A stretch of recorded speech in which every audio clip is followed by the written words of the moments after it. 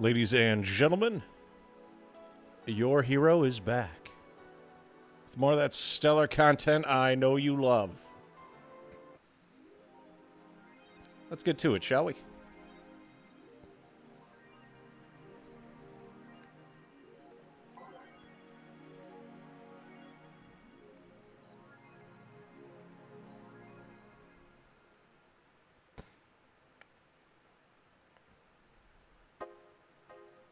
Okay, right where we left off. A lot of visits from Donovan. We met Kira Mickey. Got to know Stella and Co. And Say got her helmet. All the important little things. It's time to mix lives and change drinks. Million two-finger gun. I'm sorry, I couldn't help it. Somebody's gonna watch this VOD later and all they're gonna see is the gotchi shit. And take it out of context. But thank you for the sub, Weaver.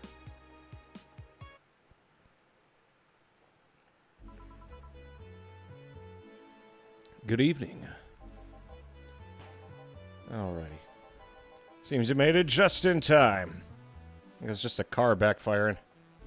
They sound more like a gunshot to me. You ever heard gunshots? Haven't we all at some point? Yeah, well...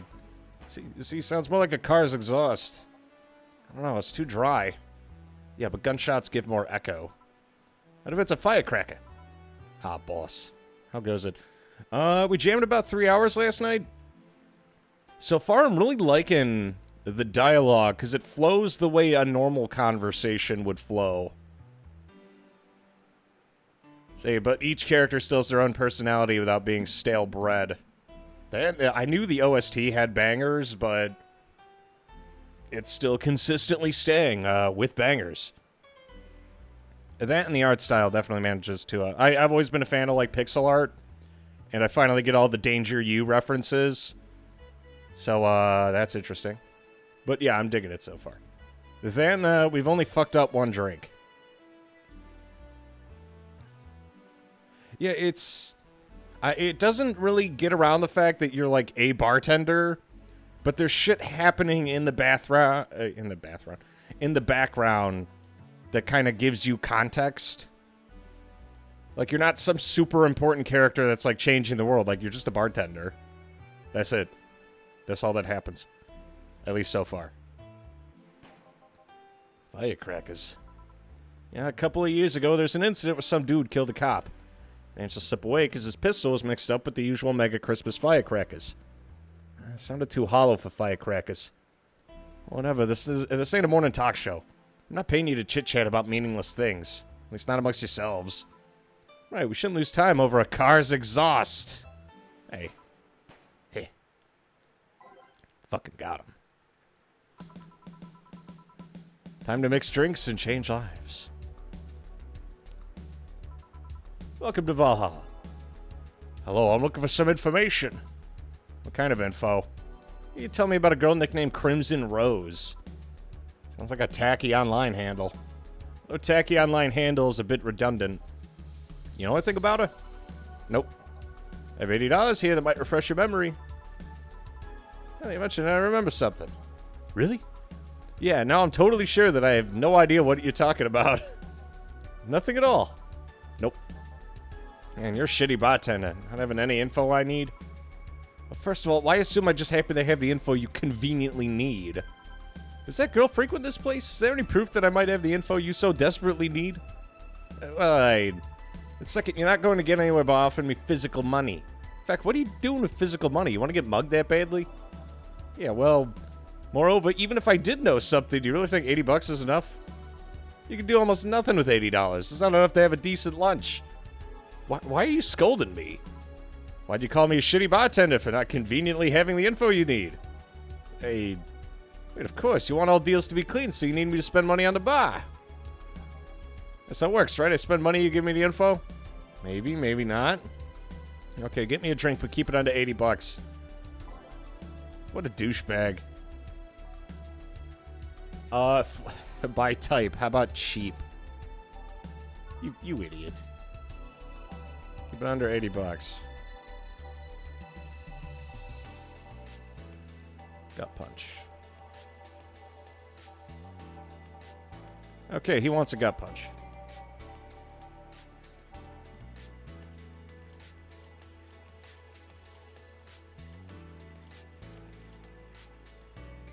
Optional card Motrin. Lots of optional card Motrin. I like that, dickhead. Yeah. Okay, then, you know anything about the girl?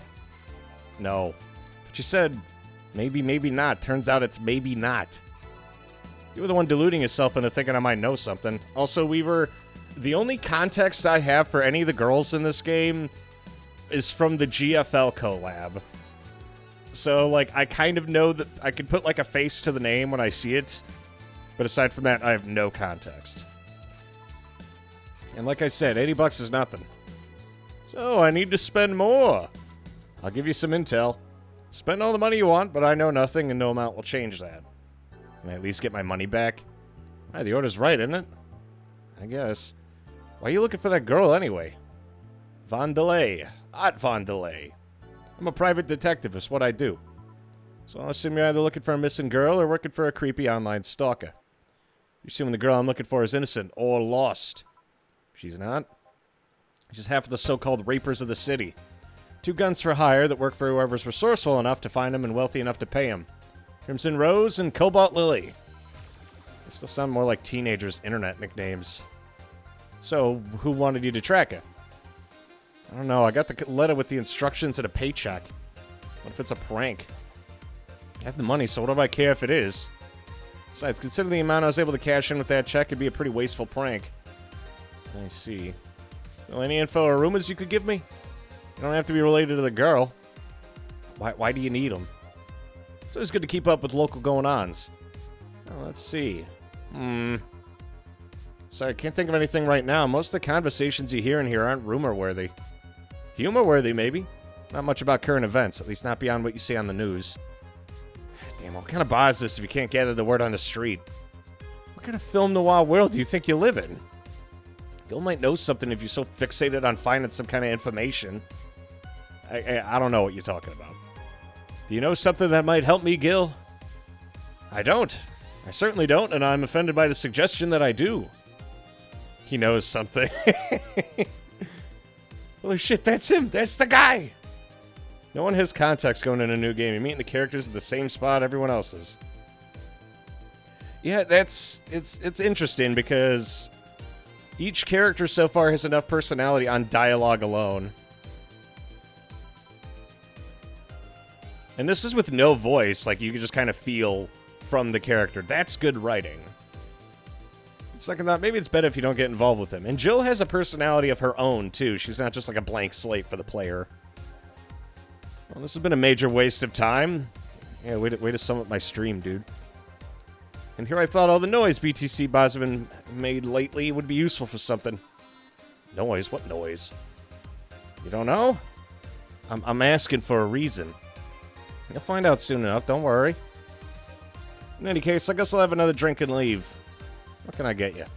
I have a Grizzly Temple. Let's give him a Grizzly Temple. Here you go, dickhead. 1, 2, 3.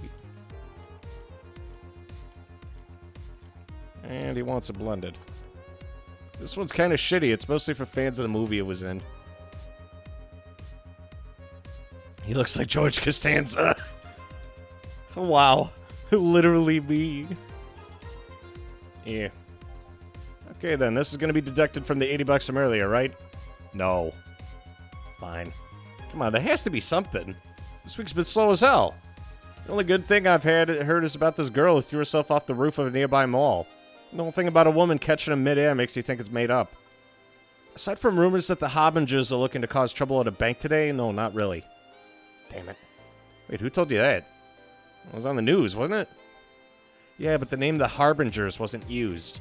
No Glitch City outlet has reported that themselves. The rumors that someone or something is keeping them silent. And even the international outlets aren't using the name Harbingers. They're avoiding acknowledging the organization yet for some reason. So you're either one of them or somebody in the know told you about it. He could be pretty sharp. Yeah, Donovan D. Dawson was in here for the last 3 days, actually. Really?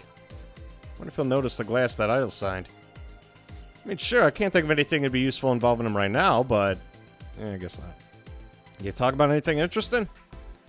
Interviewing the idol that had a show a couple of days ago dealing with messy interns. Par for the course, I guess. I see, that's... gunshot. It's a backfire. Firecrackers! Hey, what do you think that sound was just now was? Sounded like something very heavy being dropped. Something heavy? Come on, that's not even close. Something more like an explosion of some kind. No, you can clearly hear the clashing of metal. Something that was both made out of metal and very heavy fell down. That's what made the sound. Whatever it is, it's not known for it to be repeating so often. I wonder if something's happening. And there's some gang spats going on. Maybe they took the conflict here. Which means... gunshots. If that's the case, I just hope they don't come too near us. Oh, I've got to go. Seems coming here wasn't a waste of time after all. Really? Really, I just have different needs, but there will come a time when this place might help me. Goodbye. Okay. Gang's then. Unlikely. This is unicorn territory. I've always been a neutral and important third party in other dealings. The who what now? Wow, Gillian seems to know an awful lot. I'll just pretend I heard nothing. Thank you. Left me thinking about the whole noise from BTC Boz thing. What's up with that? I think I heard something about money laundering through Boz. Don't take my word for it, though. I see. I guess I'll find out soon enough. Welcome. I'm Streaming Chan, giving you a live video feed of my life and adventures 24/7. Bathroom time and naughty moments only available to premium users. Anime was a mistake. It's only $99 a month. Go premium now. It's Friday night and y'all know what that means. It's time for Streaming Chan's Escapades. Today's escapade is brought to you by ShiningFinger.moe. Mode. Leaders of VR adult entertainment since 2069. Buy a year of premium membership and you'll get a code. Exchange a code for a free trial. Excuse. Today I picked the shittiest, nastiest, smelliest, ugliest bar I could find downtown. And sadly, it actually looks half decent inside. So much for going to a crap hole that smells like dog piss. How do I premium? Looks like OnlyFans already got popular here. But no matter, tonight I'll give you an escapade you'll never forget. Hey you, who's the bartender? You're talking to her. Too much clothing. Very funny, where is he really? Right in front of you. Hey you, the pretty boy over there, where's the bartender? You're looking at him. No way. No hot, shirtless guy playing with fire and serving drinks while flirting with you?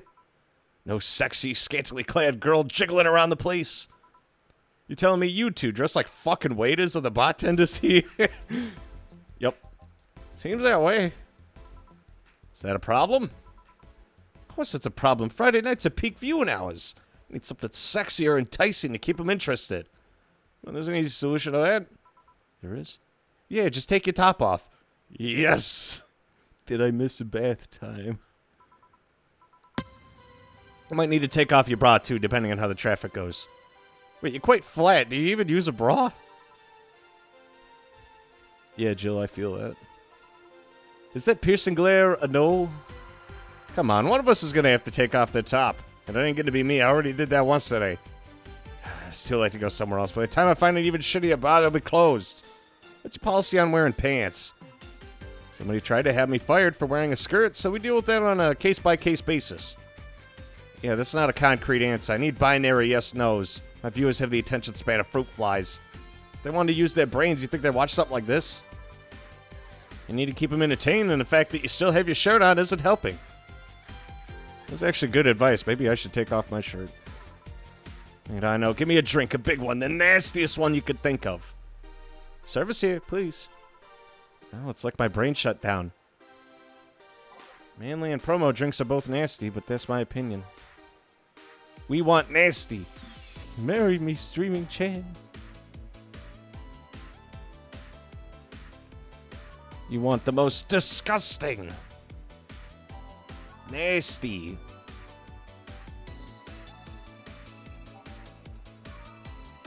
Sweet promo.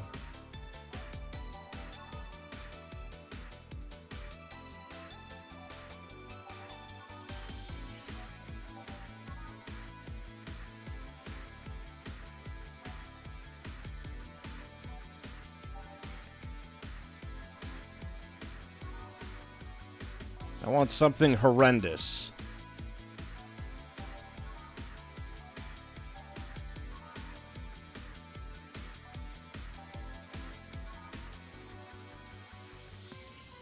Spicy, promo, and bland.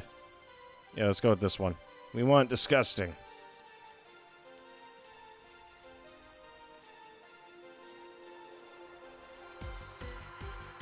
$90 premium? Wow, you're really bad at this. And booze. Fucker.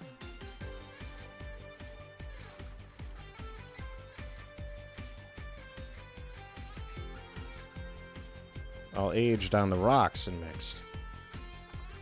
Here you go. Have a shitty beverage.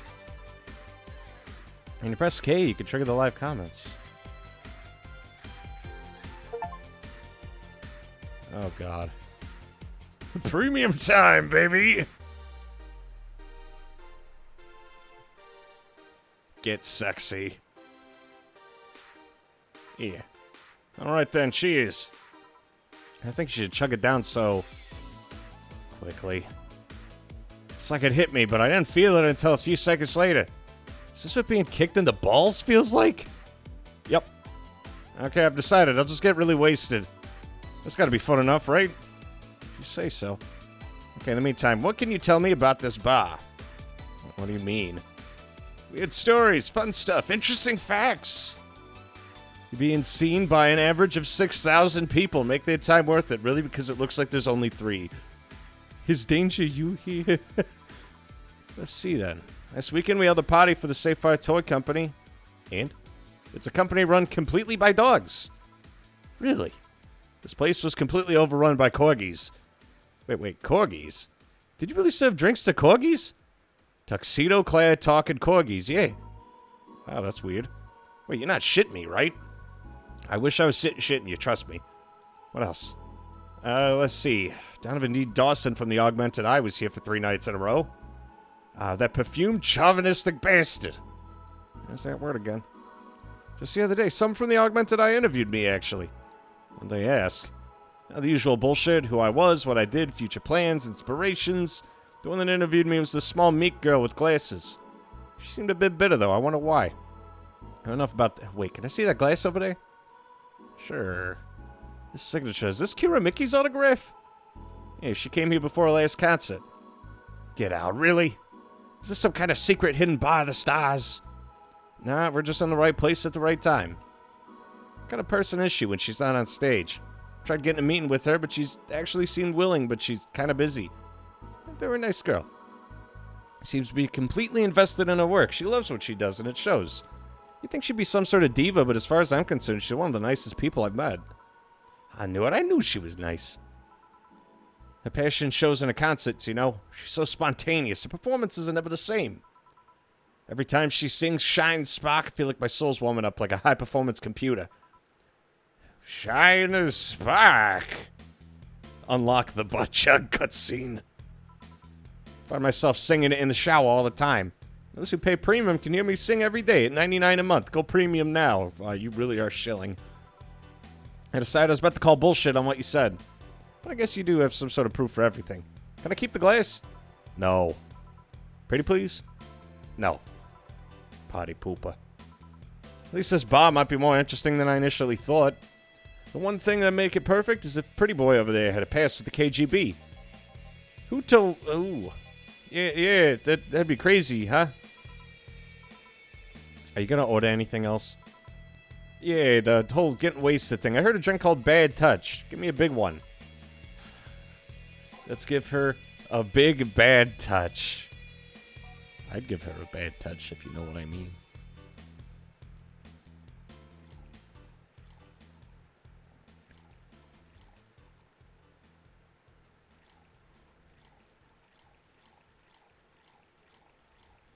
God, she's gonna get fucked on this. And you could watch it if you pay for premium. It's only $99 a month. Can you believe it? We ain't nothing but mammals. Yeah. I was expecting something dirtier. You have olive brine? I could pour in a bit if that's what you want. No, not that. Such a dirty name, it feels like the drink ought to come in a phallic glass and be this thick white liquid. You know what a skyrocketed the watch is at least threefold. Do you have anything like that? I don't the impregnation drink. Bad touch, that's Mason's specialty. Hey, I'm a ladies' man, don't be shitting on me. I'll have to make do with the condensed milk when I get... Oh god, they're whipping out the condensed milk. It's Bullet Girls Fantasia all over again. Friendly reminder that today's escapade is brought to you by ShiningFingered.moe. Leaders of VR adult entertainment since 2069. Buy you a premium membership for a neat code. Said code will net you a free trial of a VR experience with a model based on moi. What's the deal with that VR experience? Well, a fan made an NND model of me. When Shining Fingered asked me about a model for our partnership, I just contacted him. He got money for polishing the model a lot more. I got my partnership. We all won. Thank you once again for your support. Premium time when? Fucking, we basically already done premium here ever since we did the spandex stream. I think everyone saw more than they wanted to. I don't even get paid for that shit. I just accidentally flashed everybody. And got him a year of... Oh. Well, that's nice. Wait, what's NND? Don't tell me you haven't heard of Niku Niku Dance. Yes, for a reason. It's music videos with 3D models. Yeah, that sounds like a good enough explanation. I see. To be honest, though, the model's a bit... meatier. Not that I mind it, though, considering the use it gets. You know, I was expecting you to be more scared when I said you're being watched by a lot of people. It's hard to be scared when you can't see them. They're still there, you know? The premium time! Sure, they're behind screens and sometimes in the opposite corner of the world, but every single one of my viewers is a real person with the real life. I'm not so sure about that. Some of y'all will raise some serious fucking questions. In where, out of where? He saw... Not being here doesn't make them seem any less real. I understand, but it's just not the same. They're not here visibly paying attention to me. I don't get paranoid because of my phone contacts. Yeah, that's true, I guess. So tell me, what made a lady like you become a bartender? It's not an exciting story. Does it involve a man? No. What about a crime? Nope. A childhood promise? Nah. A religious vow? A what? You're not going to tell me you just decided out of the blue to quit your job and stop bartending. It's actually what happened. Sorta. Oh, come on. No epiphany? Quarter-life crisis? Not even a hot teacher somewhere along the line? Life isn't always a young adult novel where every decision's a road cone. And that's a problem. 1/3 of my audience are teens that shouldn't be allowed to watch my streams. Throw me a bone here. There must be a nice mystical story you could tell about yourself. Oh? Yes? Sometime after I started working, I got an interesting client. It was a DRK SOL, a really old Lila model. Apparently his power supply was running low. His charger was destroyed and he didn't have the money to buy upgrades or replacements. He also neglected his maintenance. He was from the time when the collective source wasn't a cloud storage system, so he wouldn't be uploaded there once his body ran out of energy. Keep going. It's weird, you know, he's the only Lilim I've seen with the clear-cut fear of mortality. No transcendence for him, he would disappear once his batteries ran out. It's like knowing you'll vanish while everyone else passes on to heaven, he said. Oh, man. I used to feel bad about burdening someone else with his problems, so he went and gave me a fingertip of his that fell while we were talking. Before he left, he said, if you remember me, maybe a part of me will transcend. Bravo. Bravo! Touching, full of feeling, completely awesome. I'd pay to see a movie like that. So what happened to that finger? I made a pendant out of it. I carry it with me at all times. Even while bathing? Almost all times. Now I think about it, how do you handle the stream if you want to watch a movie or something? I have a plugin that lays mosaic censorship over whatever I watch on TV or in the theater. Okay, this is getting stale. I'm going to heat this up, even if I have to do it myself. I need to drop a cow in here. This bartender, get me drunk. I don't care how, just do it. Get her drunk no matter what. That's quite the request. Well, anyone going to the Kiramiki? No. We need to get these people fucked. Which was the one that had like 9 fucking Carmotrin?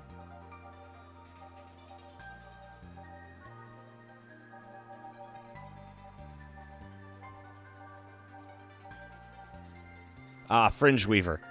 It's like drinking alcohol with a spoonful of sugar. More like drinking alcohol with no sugar, I guess, with the way we're mixing this. God, this thing's gonna be fucking lethal. You ain't surviving this one, champ. Oh boy. Down you go. So, lightheadedness, clumsy tongue, palms sweaty, knees weak, arms spaghetti. I can't feel my legs. I can't feel my legs. All right, let's get it on with the loot stuff. First, I'll try to guess your bust size. I must warn you, I have a 90% success rate with this. Let's say B cups. Not big enough to fill a hand, but not small enough to make you look like a child. You're a size B, right? I'm not discussing my bust. Don't be like that. I could tell you a B cup. Your attitude makes me think you're an S, and your behavior makes me think your blood is AB. So, how many did I get right? Who knows? Please let me get on with this. I need to cooperate if this is going to be a success. Can I ask you something? Finally. What's the point of getting drunk if you're going to behave the same way? I guess it is kind of redundant, because you see, I'm drunk 24/7. Yeah? Knowing people want to watch me do anything and everything? Seeing the view account steadily raise as I take more risks and become more adventurous? It's a feeling that neither alcohol nor sex could compare to. Speaking of sex, if I get lucky tonight, you only need to pay $99.99 to see what happens afterwards. Go premium or go home. Do you really get lucky if the other person knows they're being streamed? You'd be surprised by how many are actually turned on by that. How do you deal with people who don't want their identities revealed? Everything's written here. By being captured by this camera, you hereby provide consent to the use of your face. On all material produced by Streaming Chan, LLC. I don't think that's legal. It's a sex.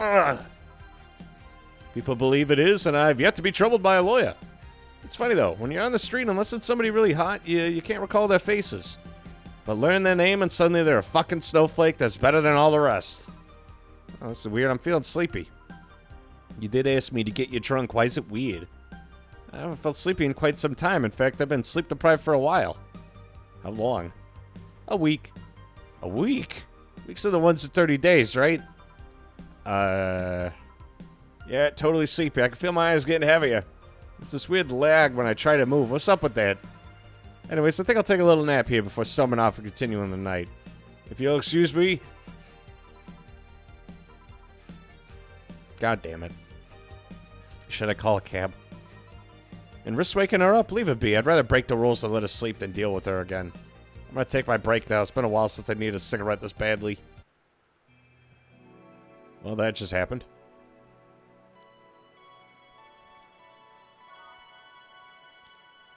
She was, quite the character. It's now safe. It was never safe. The lovely sensation of feeling like you're forgetting something. Play shitty music. All done. Feeling better?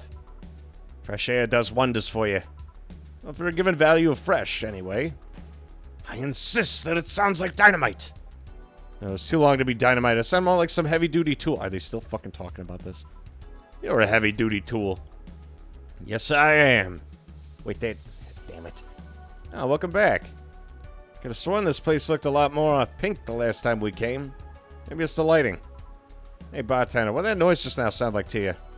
Say, it sounds like construction. I bet he says it's dynamite or something like that. Nah, you too.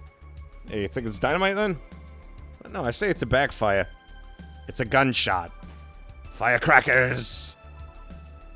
See, the sounds have been going on all night and we can't figure out what they are. Well, we ain't need to discuss that. We're here too. Who's he? Gillian, nice to meet you. I don't know, you have more of a John face. God, this guy just can't catch a break. Where was he last weekend? I don't know and I don't care. He already made amends for leaving me to fend off all those dogs. Anyway, what do you want? Beer. Oh, what the hell? I'll have a beer too. You can never tell. Honestly, yeah. I can't tell when I'm making decisions or not. And, like, I'm cool with it because I'm just kind of going with the flow of things.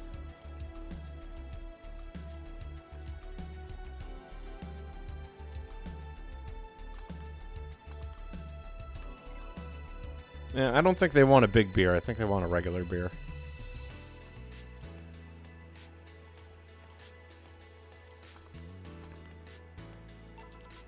There you go. That was brutal, though, if you want to do all the runs. I don't want to do all the runs. I might go for, like, 1 or 2, and I'll see how I'm feeling on endings. Because I'm assuming there's more than one, but I can't tell when it's, like, time to decide, or whatever the fuck. Here you go. Man, after-work beer is always the best beer. So tell me, bartender. Just call me Jill. Jill, that's a nice name. How's business? As usual, and I guess you don't really know what usual means. And we're not the kind to be filled to the brim during rush hours, and we don't have that many regulars, so it's just the same. Nothing's changed.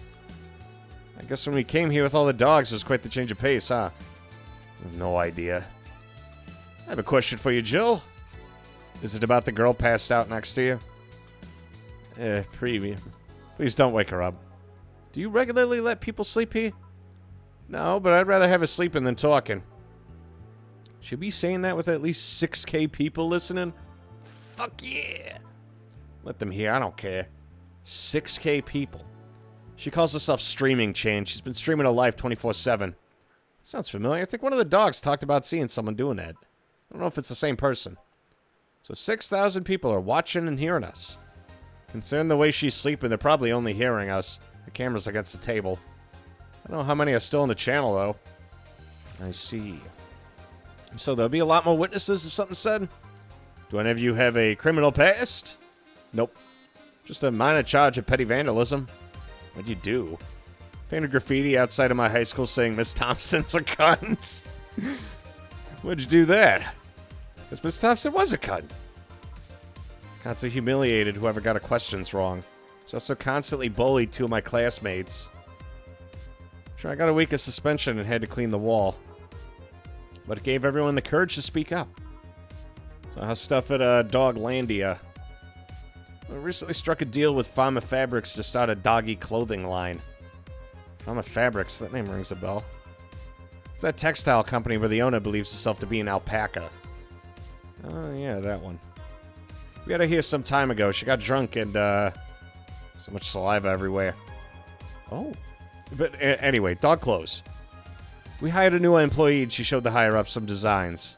After a couple of talks, they decided to give the clothing production a try. Those designs were embarrassing, you know. Something tells me that's why they were approved. You guys want anything else? I'll have whatever this guy orders. And a Brantini. Okay, 2 Brantinis.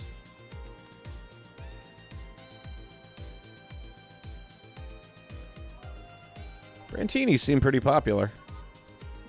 8 out of 10. Smug assholes would recommend it, but they're too busy being smug assholes. We love Brantinis.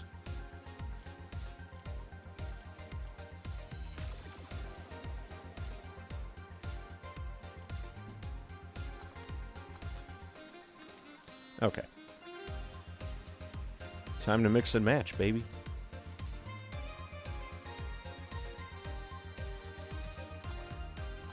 There we go. They call me hero. Mace is an asshole, but he has nothing to be...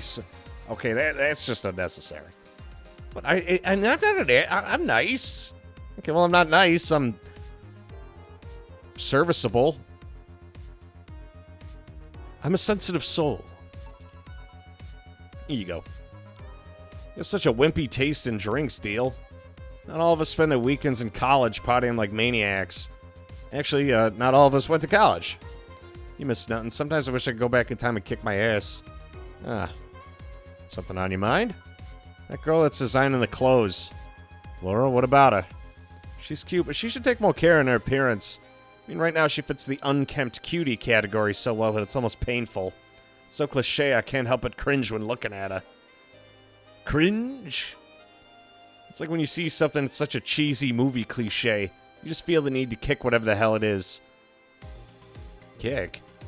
Betty, I don't think I'd have to say this to you twice in the same month, but you shouldn't kick people. I wasn't gonna kick her. Why do you think I'd kick her? Because I've seen you kick people before. Apparently unprovoked, or due to complicated reasons only you understand. Fine, guilty as charged. Still, I'm going to do something about it. I feel like I just need to. It's a matter of honor. Honor, she says. Or maybe honor isn't the right word. She has potential, and I'm not going to let her waste it. Jill, I'm going to go check the antenna on the roof. Alright, she's your boss, right? Didn't you meet her before? No, I'm just a vet. The dogs are the ones that organized a meeting with her. I'd say she's really good looking, but honestly, those pants rob her of her charm. What do you mean? They make her look too uptight, and at a glance, she doesn't seem like the type. So I'm sure it's her skirt would fit her perfect. Well, she wears a skirt or pants depending on her mood. There's also this one time where she came in wearing a kilt. That kilt was awesome. Damn, she has nice hearing. When I think about it, I have that hobby of speculating with someone's personality is like based on their looks. I mean, you did the same with Jill here. Amazing, you actually made that sound weird as hell. Yes, I have the habit of trying to guess someone's behavior based on their looks. No, it's not a hobby. You made that sound like I'm some sort of creep. I did? What do you think about me? Nothing much, really. Mostly you were too polite. Not a natural polite, though. More like a professional polite. You like that because you need to be. That was it, really. Although the way you looked at me when I said your boss could use a skirt or shorts was interesting. You seem interested in what I said, like you'd see that scenario. You're thinking too much. What do you think about Gil, then?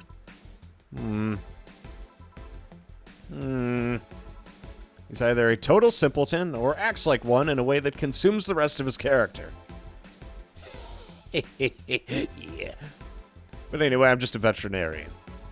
My judgment might be clouded by seeing so many furries. Let's have another round. Okay, I'll have you'll have something strong. You need to pump some testosterone in your taste. You'll like me later, trust me. 2 strong drinks. Manly drinks. Oh. You shut up. 2 strong drinks. Manly. What the fuck is a manly drink?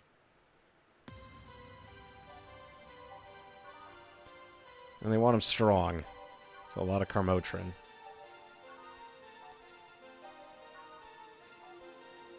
Pile driver it is. Think about what you'd order at a bar. Then make the opposite. Fuck you. That's not very nice, G.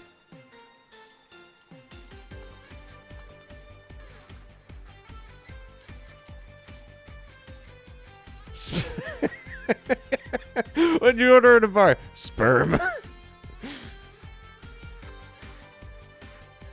Let's just hope Jill's not a femboy secretly.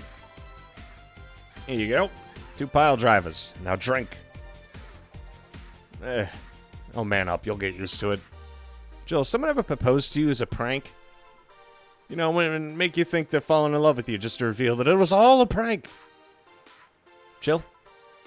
First year of high school, the guy I had my eyes on for a whole year asked me out. Saturday morning, I go to the meeting place. What do I find? It was all pranked by some bitches. Oof. Sorry, the worst part isn't that they set me up, but rather I saw it coming. I knew that guy wouldn't find me attractive enough to ask me out.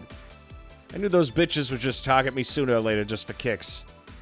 I knew it all, so when it all happened, I felt nothing. It confirmed my suspicions that teenagers are a plague that must be eradicated. Anyway, why the question? Hey, piece of scrap. These are the situations where you should have stopped me before I said anything. It's better to learn by tripping yourself. Why the question, though? I was asking because one of my ex's cousins been hitting on me the past couple of days. If it was somebody else, I'd pretend to be straight with the help of this piece of crap here. Sadly, she knows who I am. Worst part is, knowing Vero, she probably put a cousin up to it as a joke. I'd suggest telling the cousin that she should cut it out. If she feels genuinely offended, they might not have been in cahoots. But I'm just spouting nonsense based on what you told me. Don't pay too much attention.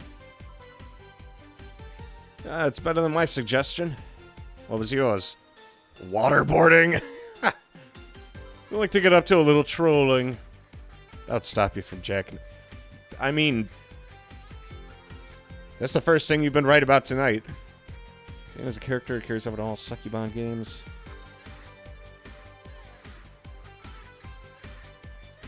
I do remember you do get to see her in Girls Front Line, because one of her alternate outfits is her Red Comet outfit. And I don't know what it is about Spats, man, but damn. Hopefully they bring it back for GFL too, because the fucking Valhalla collab for GFL was fantastic. They put so much effort into that shit. And the fact that she knows how to waterboard somebody is what scares me most. The Girl Scouts also taught me how to skin a deer. I see nobody making a fuss about that. But yeah, your advice sounds good enough. Especially when you factor that if Gina's being honest about it, she probably won't feel offended. Gina, which one was that again? Blonde, flat as a cutting board, but cute as a button. Oh, she came to the office Christmas party, right? That's the one. I hope GFL gets I hope you get fucking canceled. Well, it's getting late. We should get going. Alright, thanks again. I'm back. Those damn cats moving the internet antenna.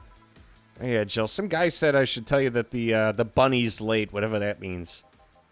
Oh, shit. Boss, I'm leaving early. If I don't come back in 2 days, consider me dead.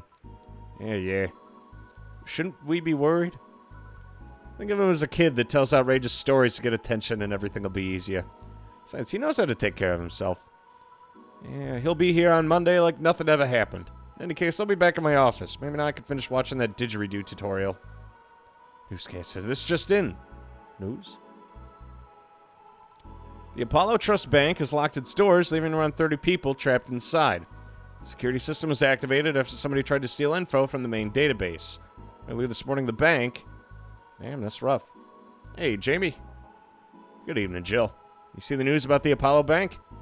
Newsflash just ended. Sounds like things got ugly. When I heard there was a commotion earlier today, something about people being unable to leave the building. Let's hope for the best. Yeah, Gil stormed off just a minute ago, though. See, I guess the bunny was late. He definitely knows what's going on. What can I get you? Give me a Mars Blast. I'll say the N-word right now! It's not hard to waterboard people. This is a tutorial. Isn't it? What was it? The reason waterboarding is so scary, it's not because... Like, they're not just dumping water in your mouth. The reason it's scary is because they flip you upside down and they throw a cloth over your face.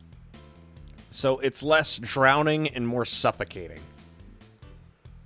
Because as the water soaks the cloth and spreads, it more so cuts off air versus you're intaking too much water. Waterboard anyone long enough, and it's not a good time, from my understanding. It's also highly illegal to waterboard someone. I would advise against it. Unless you're doing it for a meme. In that case, go nuts. Remember, if it's for the meme, it's okay. It's just a prank, bro. Waterboard's friend. One Mars Blast. Yeah, that's the one. It's just water, bro. There's no bleeding or pain. Auto... Mid-waterboarding, you're getting tortured by the CIA, but they have to stop due to your raging erection. It's not illegal if you consent. As I say, stop essay now by consenting. Jesus Christ. Yeah, this is the one. Mars Blast always seemed poorly named to me. Shouldn't it be red instead of yellow? And again, the whole red planet thing is still its nickname. I can't believe I'm... Hey, who's this girl? She calls herself Streaming Change. She's been streaming her life 24/7. I guess I'm her equipment. I guess that her equipment's still running, so you might want to watch what you say. Thanks for the advice. Changing the subject a bit. Have you been hearing explosions or something throughout the day? Or a supersonic drone was undergoing tests and lost its course. That might be it. Ah. Hey, boss, the explosions were caused by supersonic drones. That sounds better than firecrackers. I've been trying to figure out what they were all day. Ah, I see. Sonic booms aren't sounds people can normally identify. This one drone made a lot of noise when breaking the sound barrier. Is it an area to test that kind of stuff? It's not, which makes the whole thing kind of suspicious. Huh. Man, if only Gil was here to hear that info. He thought they were gunshots. Are you worried about him? So if he always leaves without notice for days, but he always comes back unscathed. I'd be lying if I said I'm not worried, but at the same time, I've just kind of become used to it. He could be a troublesome guy, yeah, sometimes. So you think the people in the bank will be alright? This ain't the first time a bank has closed like that, but something's off about this. Off? How? I don't know, maybe it's the hour. Maybe it's the fact that the news is making an unusually big stink out of it. Let's hope I'm just overthinking it. Yeah. You worried about something? The girl that was in here yesterday said she was going to that bank. It's not like me to be personally invested in what happens to clients, but... Never mind, you want anything else? I can make time for one more drink. Fetch me a beer. One beer coming right up for the guy who looks like a hardened alcoholic. Bubbly, classic vintage. Beer is vintage. We love beer. Yeah. I once read that beer played an important part in humanity's history. Yeah, I'm familiar with the theory. It's an interesting one. The gist of it is that brewing was an important part of society during its development. Drinks were ubiquitous while feasting. They helped to foster bonds and build faction alliances. Given enough time and enough beer, larger societies would be born. You know a lot about this. Just enough. Jill, have you ever thought about brain uploading? Brain uploading? Yeah, I was thinking, what's the point of uploading yourself if you're still here? Let's say you upload yourself and effectively that new someone's in cyberspace. You'd still be here. Wouldn't it be weird to know that there's a you that's not you somewhere? Yeah, that's an interesting point. I guess it'd be the same as cloning, huh? Imagine if your cyberspace self found out about the real you somehow. Well, imagine talking to your other self. There's more. Imagine placing multiple copies of you in different situations. Exposing each one to different scenarios to see how they develop. I'm guessing it is kind of heartbreaking in a way. Oh yeah, I think it was in the Middle Ages. It was actually healthier to drink the ale than it was to drink the fucking water. Because at least you know the booze was brewed. Versus the water that could have came from anywhere. Somebody could have pissed in the well for all you know. Would it be gay if you cybersex with the easy. Virtual self, gender swap. Customization is key, baby. Think of it like the coffin from Dark Souls 2. So it's kind of... Imagine someone with some illness uploading their brain into the ether, only to find out their physical bodies are still alive and here, instead of living in a place where there's no disease. I remember an article from a while back about the earliest forms of brain uploading. It would scan the brain in such a thorough and intense manner it would effectively kill that person. They used the words, burn the brain. Oof. All for nothing, because the data would be corrupted or broken. They halted all brain uploading research after that. I think they started another project about living brains in jars or something after that. That subject interests you, huh? Thanks for a nice time sink when I'm doing nothing. Well then, nice talking to you, Jill. Say hello to Gillian for me when he comes back. You want to stay here? Seems the street's quite restless. Yeah, I'll pass. I have a couple matters to attend to at home. You do? Yeah, I ordered a nano camo module for my apartment. It should be installed by now. Nano camo? Wasn't that a tad expensive? Yeah, to be honest, I asked my mom for it. She's been pestering me about what gift I wanted for Mega Christmas a while. She's been asking that for 4 years, and I always said I was fine. So I took the chance and asked her for it. Used up all the past gifts. Feels a bit weird to ask her parents for a gift like that when you're 27. Yeah, I'm sure she don't mind. Sold the nano camo module change from your apartment. Basic plan, walls and one piece of cloth. So I picked my kotatsu, too. You have a kotatsu? You don't know what a kotatsu is, boss? I'm more impressed you know what it is. I mean, futons are common knowledge, but a kotatsu, not so much. Yeah, well, days get cold and the heater might not be enough. And the Japanese have mastered how to live comfortably in reduced spaces. That's amazing. You should invite me sometime. I want to see how you decorate the place with that. Let's plan a day to grab a beer, yeah? No more dancing, I'm tired. Thank you for the follow. Bartender it's a little on the nose, isn't it? I wonder if they're a fan of the game. All the same looks except they have the opposite sex or... Oh, God. I'm not sure I want to imagine that. I don't need, you know, me with the vagina. I mean, maybe, like... A fan of what... I can't say that on stream. Ain't no way. I'm sure it's just a coincidence. What do we do with her? I'll take care of everything, don't worry. Alright, sorry for leaving her like this. No problem. Well, I gotta go. See you tomorrow, boss. Careful out there. Get a nice wall pattern. Flawless service. What the fuck do I do with all this money? Jill wants to buy a fan. Even though it's went... Yeah, I feel that, honestly.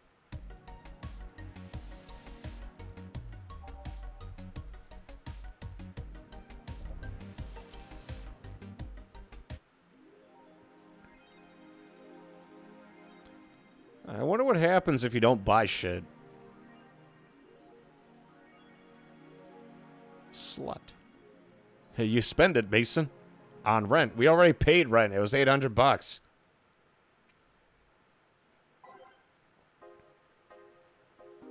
Alrighty. Nano camo app. The fuck? Customize.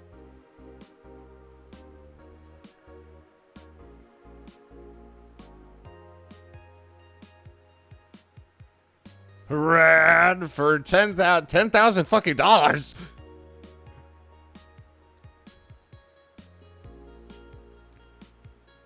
Well, I'm saving up for that, I guess. Nano machine capable of real-time texture swap. Camo Tan is our mascot. Musashi bad. Oh, we're gonna play Megaton Musashi after Drakengard. Invest in crypto. I would say $800 is a steal, but I'm pretty sure is a studio, so it really is a steal. I hate hearing that $800 is a steal because I know for a fact that originally that was expensive and now people are begging for apartments that are at $800. Also, give me 1 sec. I have to piss like a racehorse. I drank an entire pot of coffee before the stream and I brewed it extra powerful, like way more than I usually do, because I found a way to double up on coffee. You put in triple the amount of coffee grounds, run it once, drink it, then run it again with those same coffee grounds. However, that first coffee pot is lethal, because I gotta admit, my eyes are pulsating kind of weird, and it's interesting.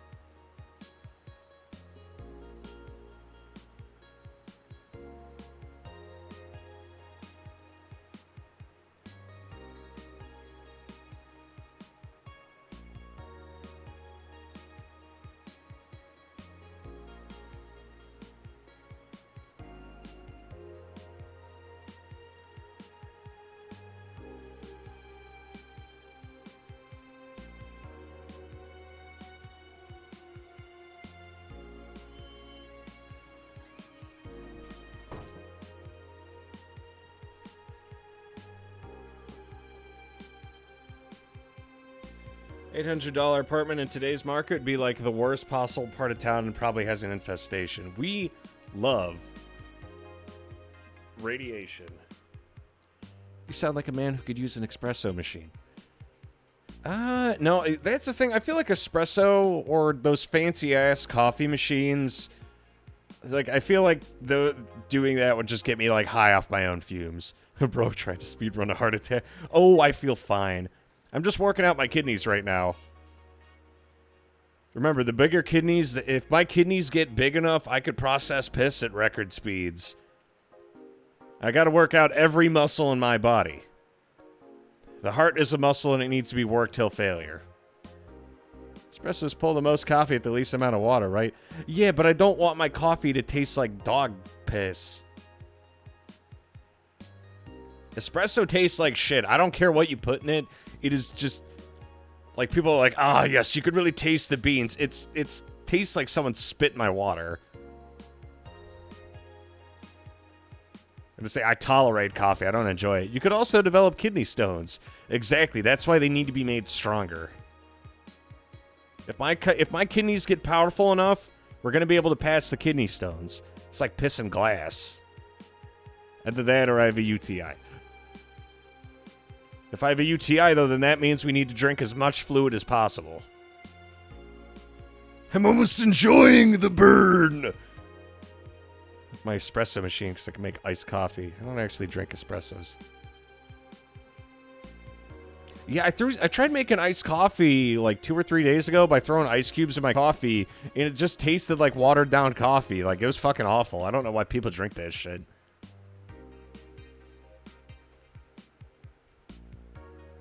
Hijack screens at downtown Casanova.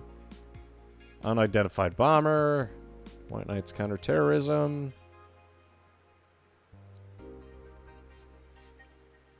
The building is sealed. Hostages are trapped. The Augmented Eye is being attacked.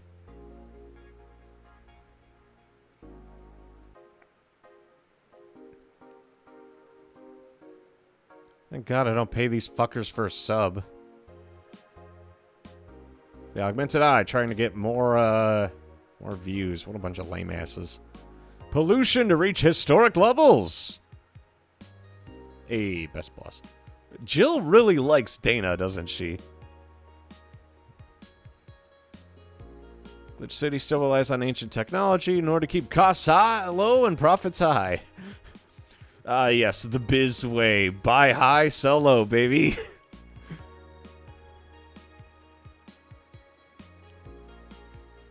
The soil's dying at an alarming rate. Experts say better fucking get used to it. Hey, Danger You.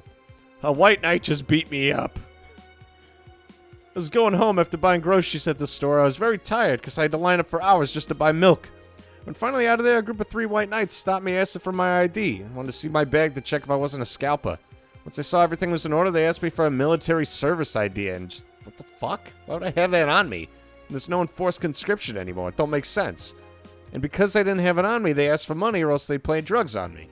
I, of course, refused, but they lost their patience, so one of them hit me in my temple with a gun. I was bleeding like crazy on the floor, and they took my shit and left. Man, I fucking hate this place. Anyone see? Oh, this is about Valhalla. At the Valhalla bar. Bartender was a cutie, but man, is she full. Yeah, fuck you, Jill.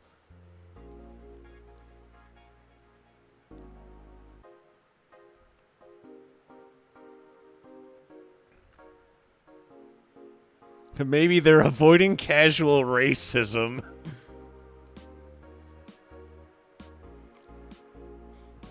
Last time I saw it taking some rest was about a week ago.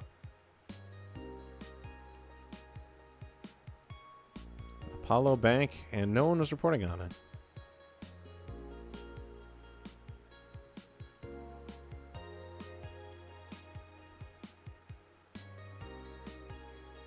So it's not that the bank is getting robbed, it's that they're taking hostages and threatening to blow the fuck up. I think we should build a wall to keep... I let the robots in. You better hope your urethra can expand very fast at a moment's notice, because your pee hole's going to be shooting red. Jade, we all have to make sacrifices in order to cure the disease. Nice coffee's milk with a shot or 2 of espresso. Even the robots don't want it. Well, that's the thing. They do. They all do. It isn't always easy being this charming, but let me tell you, gotta beat the ladies off me with a stick. I think that's just domestic violence, though.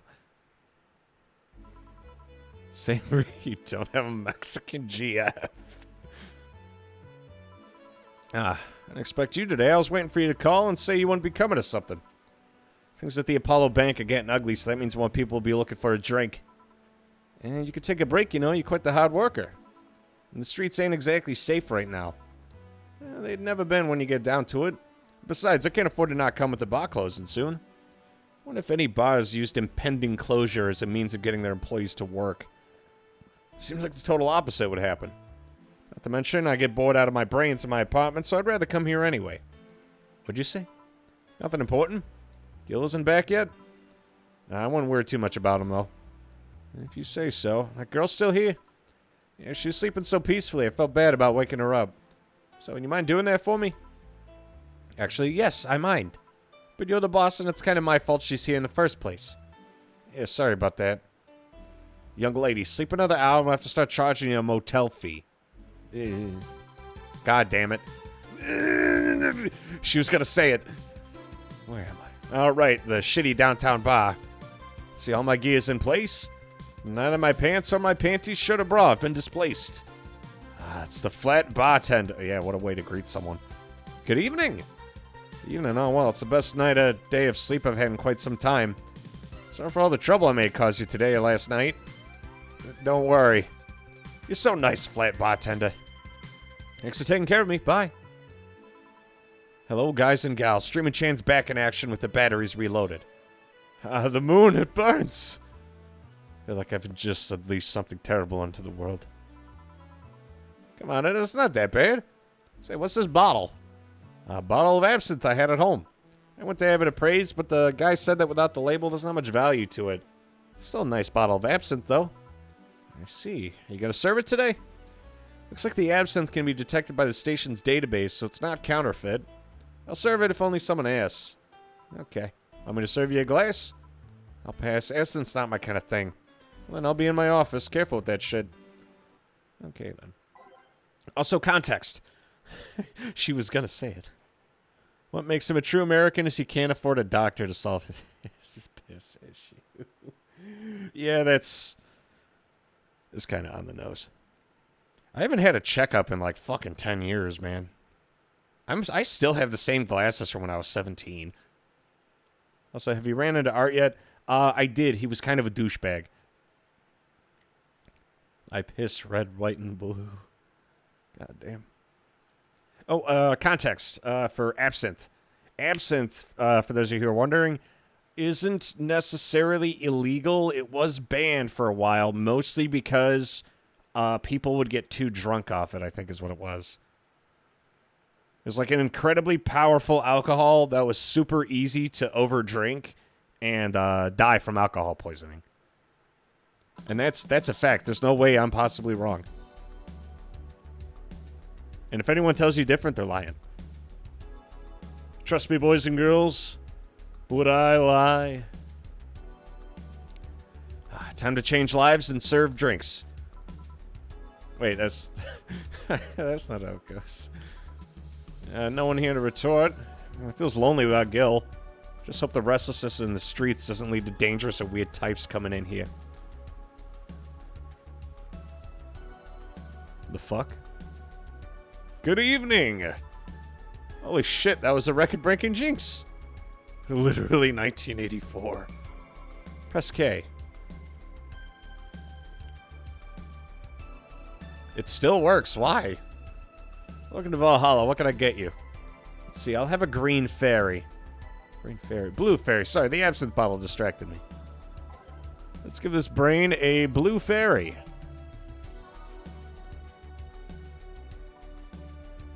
Puke green fairy. Mmm. I wonder if I could give it the... I could give him the absinthe.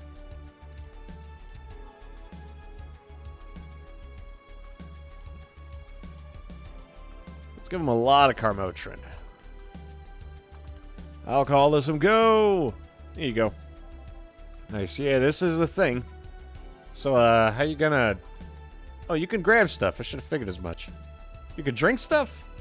Indeed, I have the same system Lilum do. Can I ask you something, Miss... Taylor. Call me just Taylor. And yes, a cutie like you could ask me anything. Okay, Taylor. You have to be the first person I've met that didn't go, okay, just Taylor. Not too easy. You're a brain in a jar, right? I'm sure not a hologram of that, I'm sure. Yep, I'm a bona fide human brain in a jar. So, how... Why... What, does my handsomeness make you speechless? That's something a girl sees every day, and that's saying quite a bit in these parts. Fear not, for I have a speech prepared for these situations. I need a drink of water before this. My kidneys are gonna get huge!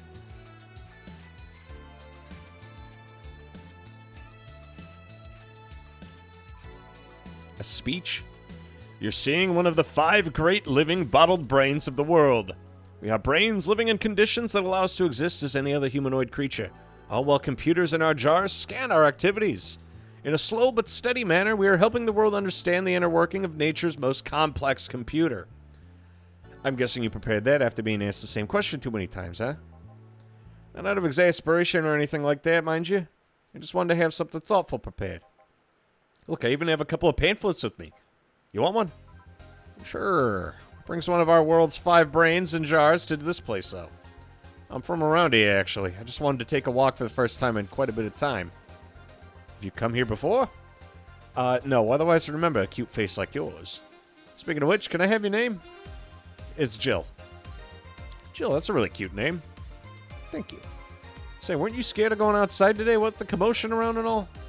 It didn't stop you from coming here either, did it? Yeah, you're right.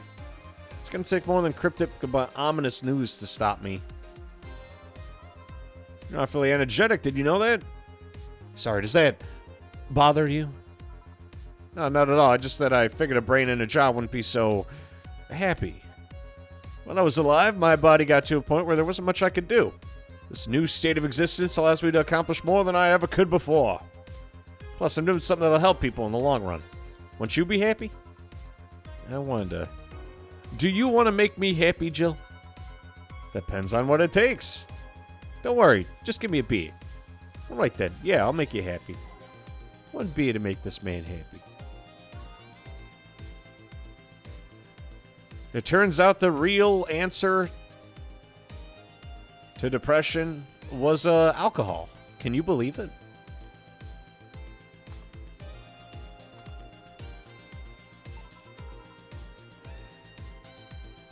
A calcarine fissure in that primary visual tour. To say boys are like, what are you attracted to? I'm attracted to your mind, bro. And it's just a fucking brain in a jar. Yes, no matter what happens, beer is always good. Also, hello, Tristan. It's interesting, though. Just yesterday, I was talking to a client about brain uploads. You were? Yeah, we're talking about it. Yeah, even if you upload your brain, you'd still be here. I've thought about that, too. You think the you in the cybernetic environment would feel like she was indeed transferred? Like, would she remember everything? Like waking up someplace else and so on? That's a good question. I haven't played... Okay, I'm not going to talk about a separate game while I'm playing this. I don't want to give anyone spoilers. I was actually thinking earlier about being able to transfer someone's brain into a Lilum. One of the brains is being used in such an experiment, actually.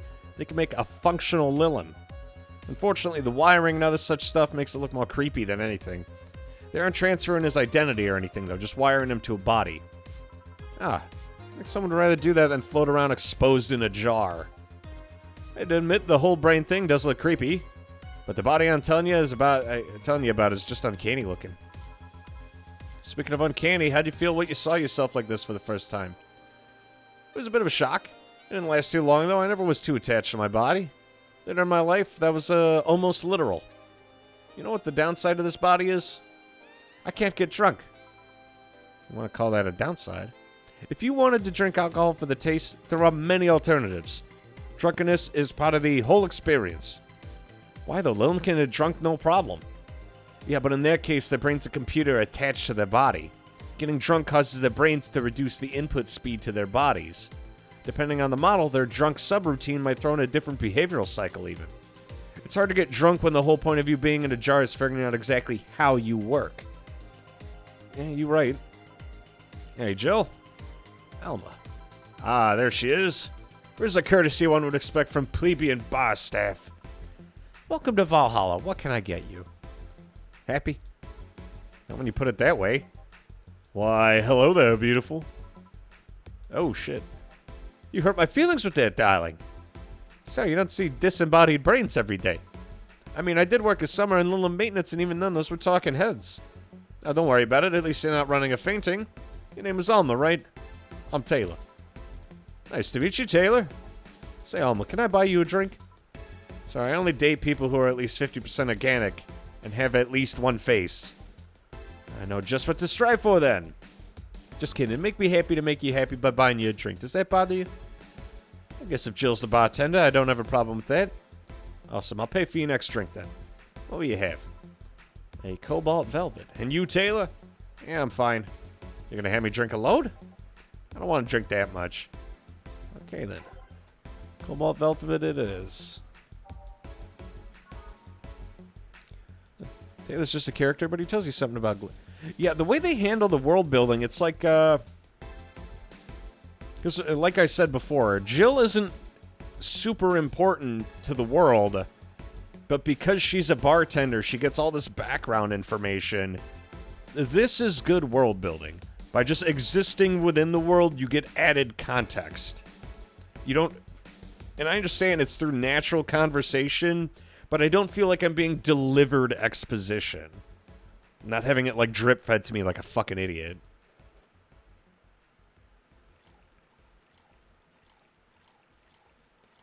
One could say he's a brain type of guy. Shut the fuck up, Alex.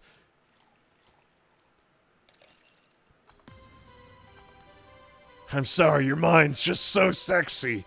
Literally a brain in a jar.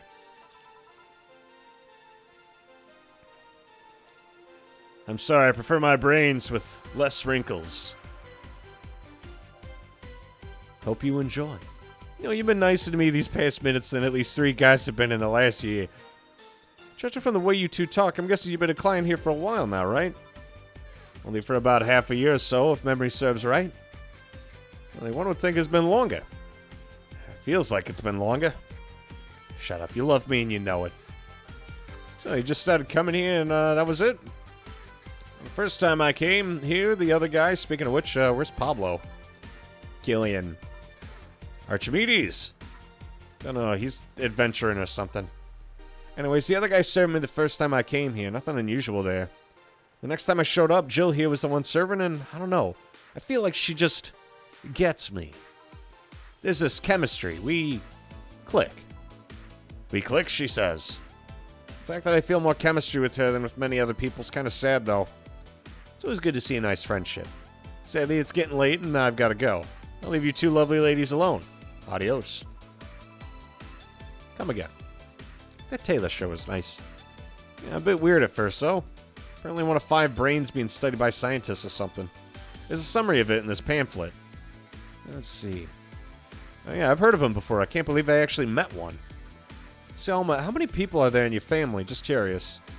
Aside from my mom and dad, we're 4 sisters and 1 brother. Funnily enough, we all have names that start with the first 5 letters in the alphabet. I already miss him. Sounds like he was the brains behind the operation. So you're the eldest. No, I'm actually the middle kid.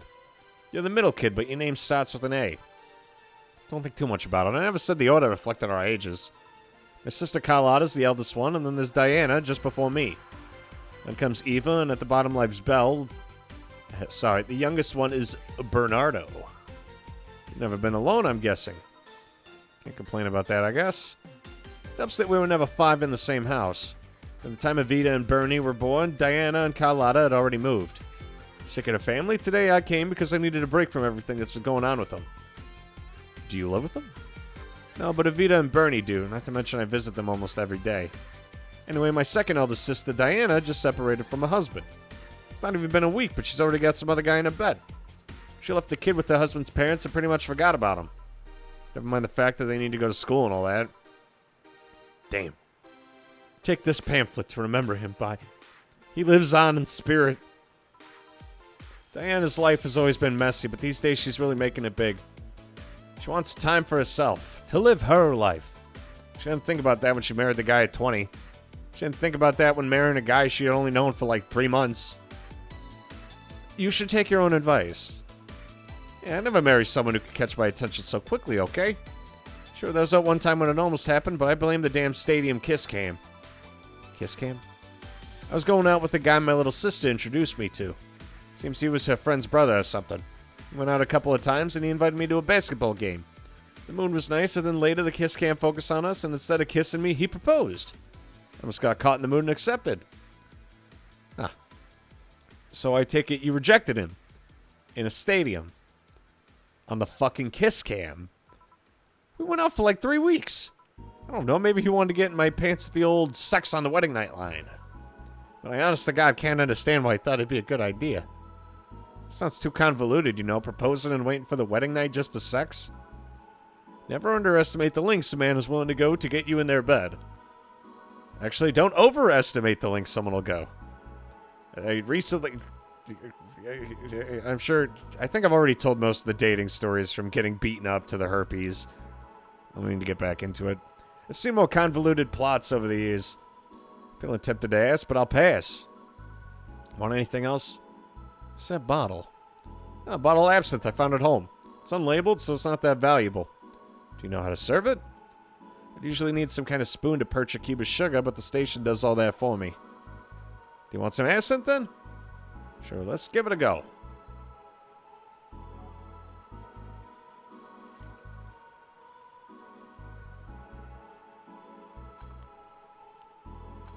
Absinthe. This looks like it'll taste like shit. Careful, it's a strong drink.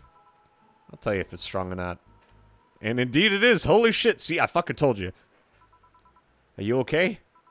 I'll be fine. I've had worse in college. Yeah, like I said, absinthe was banned for a period of... Is absinthe still... Give me like 2 seconds here.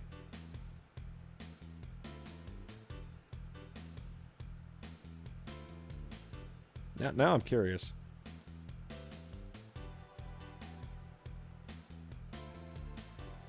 Okay, absinthe is legal. Most bans were lifted in the early 2000s. Why is absinthe so potent? Wormwood, anise, and fennel to create a concentrated, high-proof spirit. Drinking absinthe straight can burn your taste buds and cause serious health problems. But, yeah, if you want to die early, drink absinthe. Well, they took all the fun out of it. It's like, when you legalize something, they're like, okay, you could drink it, but it has to be the safe version. You're like, dude, I'm drinking absinthe. Fuck my shit up, baby. The retarded girl is probably the best choice, to be honest. Besides that, you can still call that femboy. I never got the femboy's number, and she wasn't... I can't say that word on stream, but... Just because she beat the shit out of me in the movie theater doesn't mean there's anything questionable. Maybe she was just on the spectrum. I don't know, man. She's like, but didn't you get his... No, I got his boyfriend's Discord, the one who passive-aggressively tried to insert himself in the situation. That explains why he was so upset, though.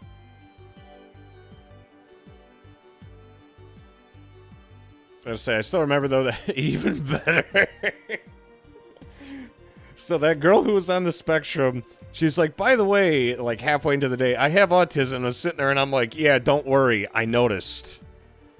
You don't have to tell me. As someone who is also somewhat on the spectrum, I can pick up on it. Could you send a message? Hey, is your boyfriend still single? Well, I didn't know that he came with someone. He was by himself, and I thought it was a girl.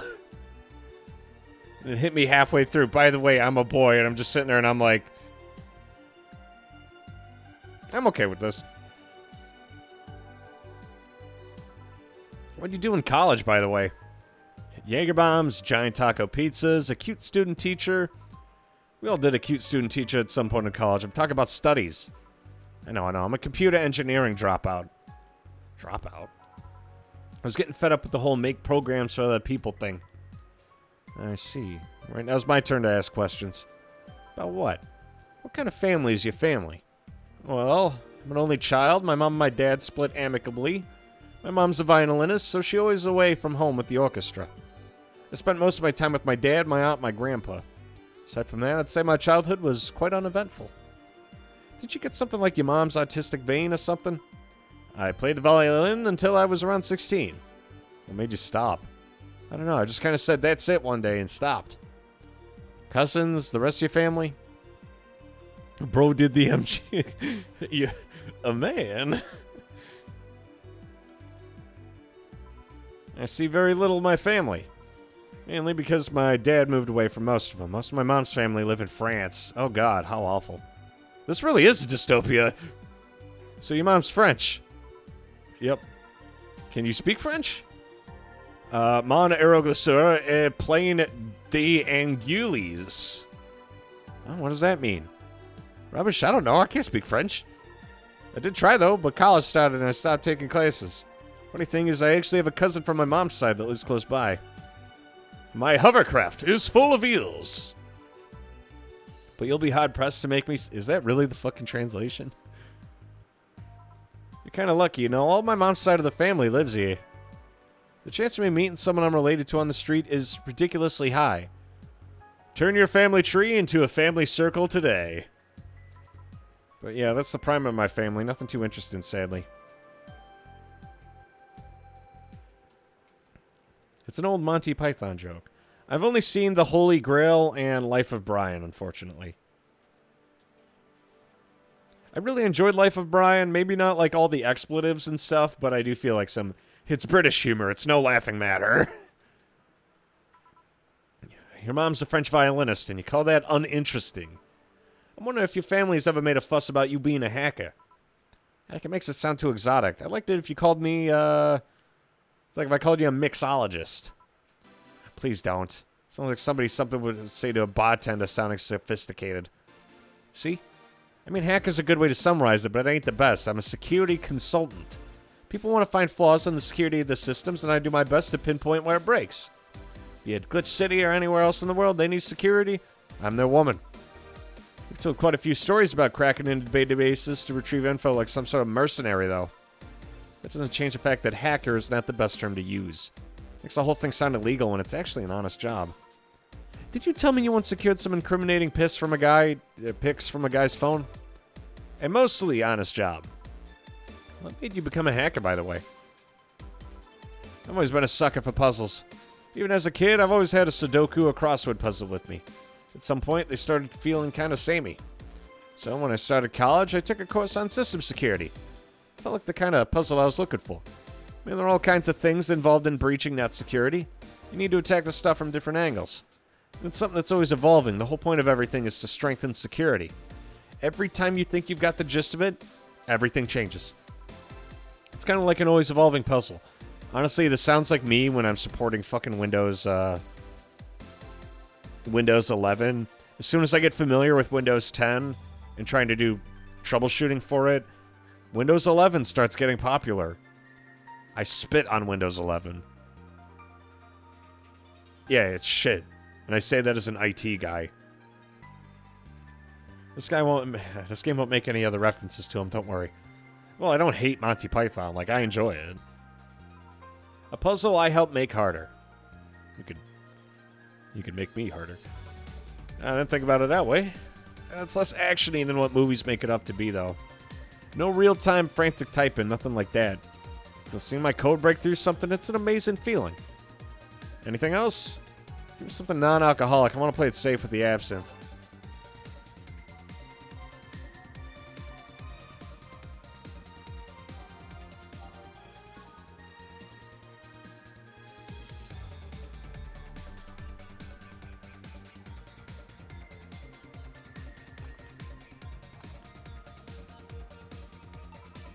Yeah. $0. Shit. Hope you haven't spiced up this one. Alma, please. Say, Joe, what's the worst that could happen if you don't get your drinks right? People have the right to not give me money. If they don't pay for it, I don't get my bonus. No bonus means less money and no tips, which doesn't help because I have to pay bills. Let me see. I may have thrown Carmotrin in there out of habit. Fuck. Do you have to make an effort to pay your bills? Nope. I have no idea how much I hate you right now. My job pays pretty well, and I'm not the kind to spend too much on things other than food and bills. Maybe maintenance on my hands and new equipment, but aside from that... Oh, I know. If you have trouble with your bills, why not live with me? We could be roommates! No, moving my stuff through the stairs because the elevator's broken. Having to move my liquor collection. Never mind the fact that my cat's a shut-in that got very upset the one time I moved some furniture around. The idea of moving just gives me a headache. You shouldn't take things so seriously when I say them, you know. I don't, but I've thought about it before. Now I need some air. I'm going to take my break. You want to come? And you inviting me to the back of the bar? You should invite me to dinner first. Every minute you waste making jokes is time taken for my break. Fine, let's go. Taking my break. Call me if anyone comes in. I don't know any people that support CPCs. I fucking hate Copilot. Okay, believe it or not, supporting like Windows and PC is fine, Tristan. It's mostly supporting Macs that give me a fucking aneurysm. Macs have to be the most unpleasant thing to support because even remoting into a Mac, if you haven't already uploaded all of your like support software onto it, is a pain in the ass. Because walking through people verbally through that shit is awful because people will still use Microsoft infrastructure, but when you use it on a Mac, shit gets wonky. Like there's an error within Microsoft Outlook. When you use Outlook... Oh, so not PC support then. No, I support all of it. Like I'm a general systems administrator, like network administrator. I support PCs, Macs, a little bit of Linux. Okay, I just clarifying is all. But in Microsoft Outlook for Mac, there's an error that shows every email that comes in is unverified. You could confirm it by going into the web version of Mac on by just opening up your browser and then going to like, you know, office365 dot whatever the fuck .com. I think it's office.365.com. And you could use the web version if you're licensed for it. It'll show up as totally fine, but if you use the Outlook version, like the application on Mac, it'll say unverified, and there's no way to fix it. You can't. I've looked it up. I've tried everything on Mac, and I don't know Mac well enough to like do a deep dive, but I have not figured out how to get rid of this shit. I have to tell people that's just Outlook on Mac, and then give them like a bullshit non-answer where I sound like I know what I'm talking about, but I'm basically telling them I have no fucking idea. You have no idea how many questions I've had to answer with, that's just the way it is, bro. And people believe it, too. They're just like, oh, really? And I'm like, yeah, it's meant to run that slow. And they're like, oh, that's kind of shit. I don't know why they updated it like that. And I'm just like, yeah, me neither, man. Imagine supporting someone else's Linux. Well, it's not Linux specific. Sorry, I phrased that wrong. It's not Linux. It's...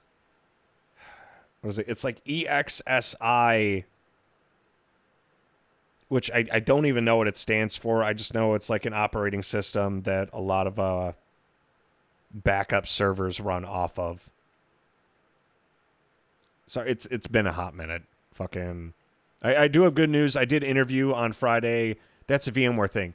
I believe so, yes. It's, what was it? I'm not like a really high-level tech or anything, Tristan. I'm literally like, I've been doing IT for all of a year and a half. I got like a frying pan into the fire thing because the first position that I took, I was doing a lot more shit than I was supposed to be doing. It was a fucking nightmare. I haven't done it for 15 years, so you know more than me. Well, that's... I would highly advise against ever using that phrase when you're speaking to me. You may know more than me is a phrase that many people have used and then pass work on to me, which I then promptly fucked up. God bless. Never underestimate yourself. Well, I'm not your coworker. God bless your soul. Even in industries that shouldn't be impacted by Apple, they make problems. They're close to... Yeah, I spit in the mouth of Steve Jobs. Wait, he's dead. I could still spit in his mouth. Some Linux systems is a solo rogue. If you break it, it's up to you. You're not ending, are you? No, I'm just shooting the shit. We're talking about IT stuff. How'd the interview go? The Wednesday interview for that weekend position went really well. Friday... like this interview that I had today was okay. Felt like it was a very smooth interview. I'm really hoping we get the weekend position because it's 6 to 6. I basically do 2 12-hour shifts and then I have the entire week off. Don't worry, Tristan Mason's like a CIA. He's savage. Fucking, it was the one dude, okay? Okay, there were several dudes, but I just don't know why they keep giving me all the CEO tickets. They're like, ah, yes, Mason has, like, damn near zero experience, and this is a really important issue. Mason will take point. Just like, no. Kinda like when he worked at Walmart. Walmart, I did not fuck up. I slacked off. There's a difference. Sure is chilly out there. Yeah, it's kind of refreshing. The hobo out there seems like a nice guy. Billy Vine. Yeah, he's a cool guy. Very respectful. Apparently got into some legal trouble. That's why he's like that. Yeah, Billy approve. Really, yeah. Really. You can also just be a very nice crackhead, though. I have a cousin that lives like a hobo, actually. Really? Yeah, it's a bit complicated. Problem is, his family's tried to get him to live with him, but his pride won't let him accept their help. He'd rather live on the streets. You can't tell with some people, sadly. How'd he become a hobo in the first place? Bad investments and debt. Bank evicted him from his house. It's a serious problem because he has epileptic attacks but refuses to take his medication. I just don't get what's up with him. Honey, some service here. I'm here, don't scream. Oh, were you two hanging at the back of the bar? What kind of stuff were you doing? Talking. Is that what they call it these days? What do you want? Something soft, something sweet, no alcohol. Would it be the same if you just grabbed a soda? But I like you. You dislike my presence so much. Sweet non-alcoholic, okay.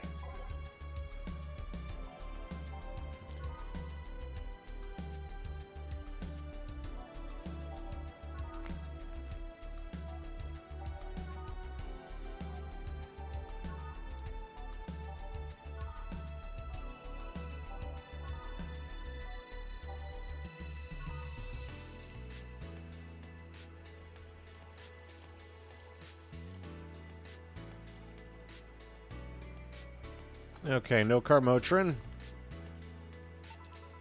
Another happy landing.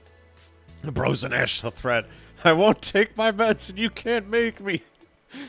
Every time I take my meds, my girlfriend disappears. I can't find her. These are some deep voice. Don't judge me. No Carmotrin. Honestly, I was debating if I wanted to drink while I play this. It's only 3 a.m. I could always go get the vodka. I'll see how I'm feeling when we come back from our break. We're not taking a break right now, but later. Between all that coffee, I might need something to balance it out. It's a primo experience. Comfy drinks only, though. You should be drinking Coors Light. I don't drink beer. I only drink vodka. I can mix it with the coffee to make a Black Russian. It's like a White Russian, but because a White Russian is milk and vodka, this is coffee and vodka. So you don't get this kind of treatment from vending machines, unless you're Lawrence. He has this weird idea that good service is the same as selling lukewarm cans of cola. Lawrence? A friend of mine, he's a vending machine. Oh. But how unpolite of me. I'm lovely, and my name's Dorothy. Dorothy Hayes, nice to meet you. I'm Alma, the pleasure's mine. Dorothy, you say? Yep, why? Oh, I guess I heard about you before. Really, what kind of stuff? Tell me. Mostly about your, pluckiness. And here I was thinking it was because I'm a sex worker. So much for trying to be, subtle. Yeah, I take pride in my job, otherwise I wouldn't be doing it. Ain't it dangerous? I know how to take care of myself, thank you very much. Where do you work, Alma? I'm a hacker. Really, a full-fledged hacker. Not the kind that sees a computer logged into some account and says that's hacking, right? No. Always been curious about how being a hacker works. You just start typing really fast while waiting for shit to happen?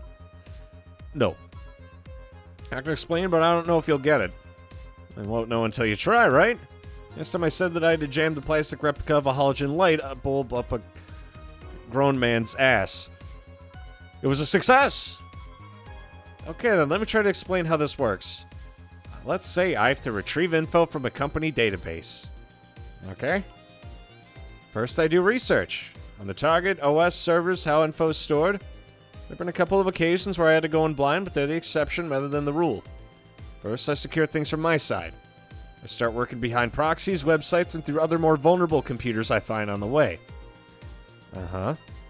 After that, I test the network. I go through basic protocols, try known exploits as long as I don't trigger an alarm. Once I've tested the ground, the fun starts. I go through all the security protocols and look to bypass them. Sometimes I have to look deeper into the code for the password itself. I see. Then when I'm finally in, I go and retrieve user privileges. After that, I go to try and become a super user and get what I need. How do you do that? There are a couple of ways. I could use a pre-made program to hack into an existing account. I could use info somebody already gave me. But the usual way is using a buffer overflow. Buff? What happens next? What happens next? Is she edging to this? I create a backdoor in the system before leaving and covering my tricks. I can't handle it anymore. Alma, hack me. Hack me like you've never hacked anything before. Make my buffer overflow. Create a backdoor in me. Escalate your user privileges. Find flaws in my security. Sorry, I got carried away. Oh shit, what happened? Have you ever seen those movies or books where a couple does something like paint a picture or cook, but they make it sound like they're having sex instead? Suggestive, yeah? Well, that whole thing was kind of like that for me. Really. I guess humans don't really get it because their minds don't upload to networks or anything, but trust me, if you recorded yourself giving a really detailed explanation in a really sexy voice, you'd make millions. Horny Lilimar, an unexploited market. I see. Looks like my ride's here. Yep, my brother-in-law came to look for me. Is it already asked that? It's okay, I've known him since preschool. It just so happened that he got married to my sister.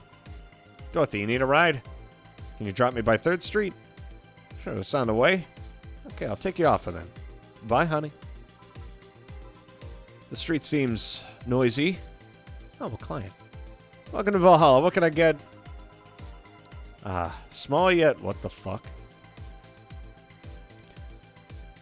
Bro, truly deathmaxing. Maybe Mason is a deep voice. Okay, just because we don't have the webcam for this game does not mean I've become a woman in the last 3 days. I've decided this game is too much talking. Make a drink. I will get right around to that once we come back from our break. But yeah, I'll probably drink to this. I figure it's a Friday night, so... You know, what's the harm? I have a Pepsi Zero for mixers. Truly an oasis of spiritual drinks in the midst of a suburban desert. You look like you touch kids, dude. A place where lost and corrupt souls can gather to forget their troubles for a while. A nest where everyone from the most pathetic scum to the vilest trash junkie can just sit and kill their insides. Truly a persona non grata. That's Latin for mysterious place, by the way. I'm so smart and philosophical. Alright, we got ourselves a persona non grata here. What will you have then? 17. Dear God, I was right. Excuse me? Said 17. 7 plus teen. Bruh. What does it mean to you? 17 is the drink you want, right? Only if you want it to be. What the fuck does that mean?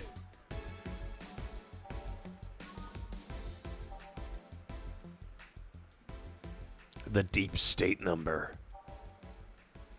I assume 17 is a piano man. Okay. 1, 2, 3, 4, 5. All on the rocks. Fuck your mother. 1, 2.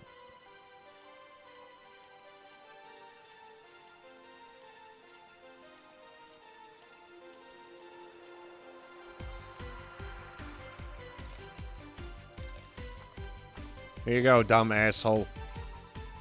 How is this a 7? It was the 17 one to the book. You said 17 would only be related to your drink if I thought it was. And I think it isn't.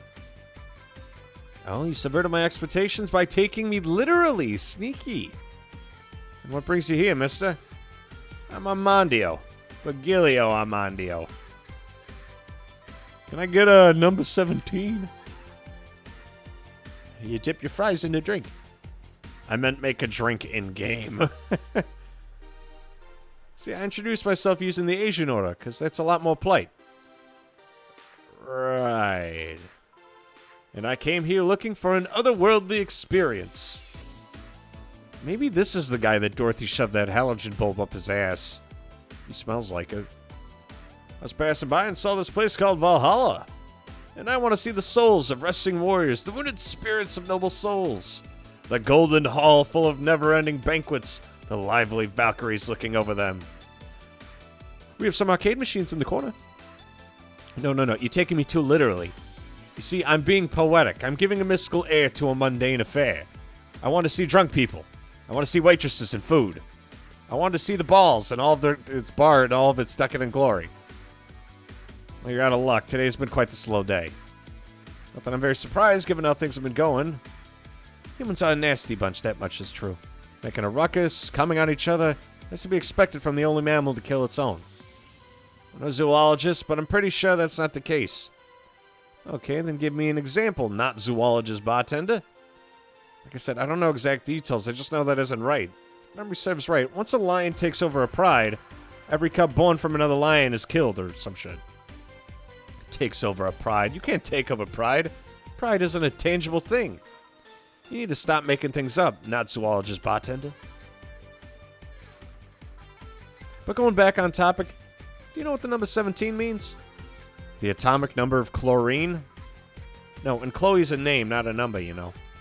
The group where halogens are in the periodic table. Stop making up words like halogens, periodic, and table. I give up. 17 is us. Every human has 17 pairs of chromosomes. You seem like you have 18, bro. That number's the whole foundation of you and me. It's 23. What is? Humans have 23 pairs of chromosomes, not 17. Well, they're both primal numbers, so it's the same. This guy's a fucking idiot. Primal.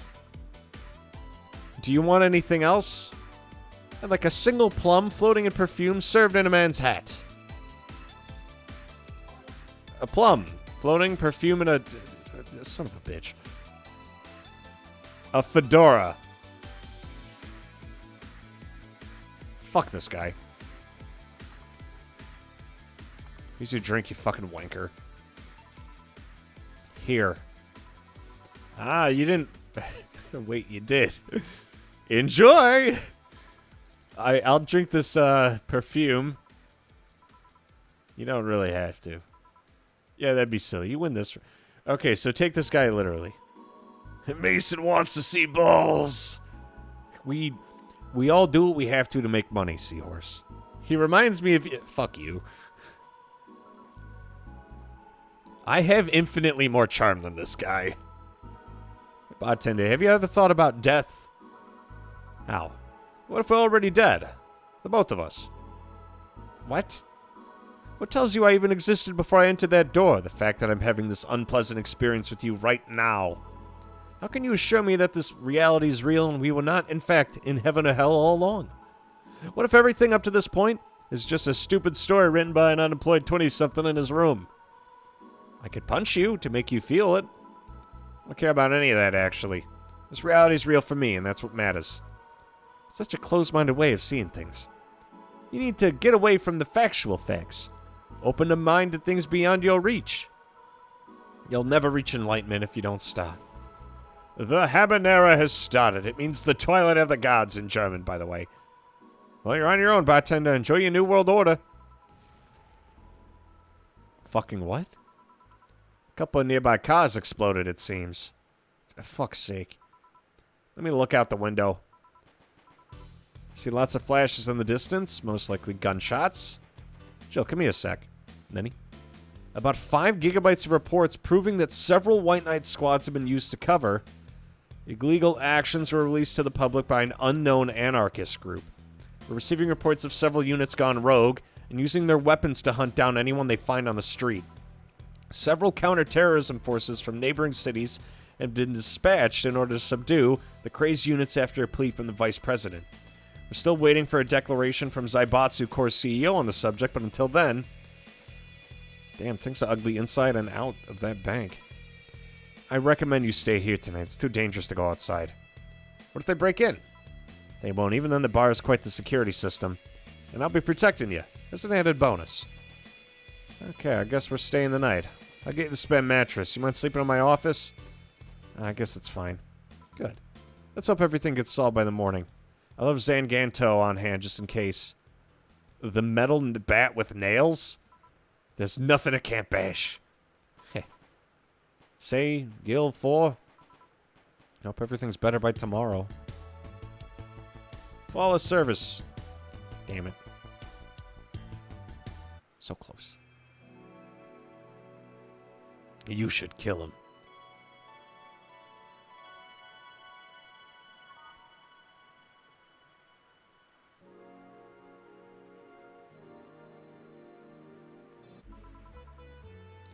Rise and shine, Mr. Freeman. All right, we're going to take a 15-minute break here, mostly because I have to piss. When I come back, I may grab a drink.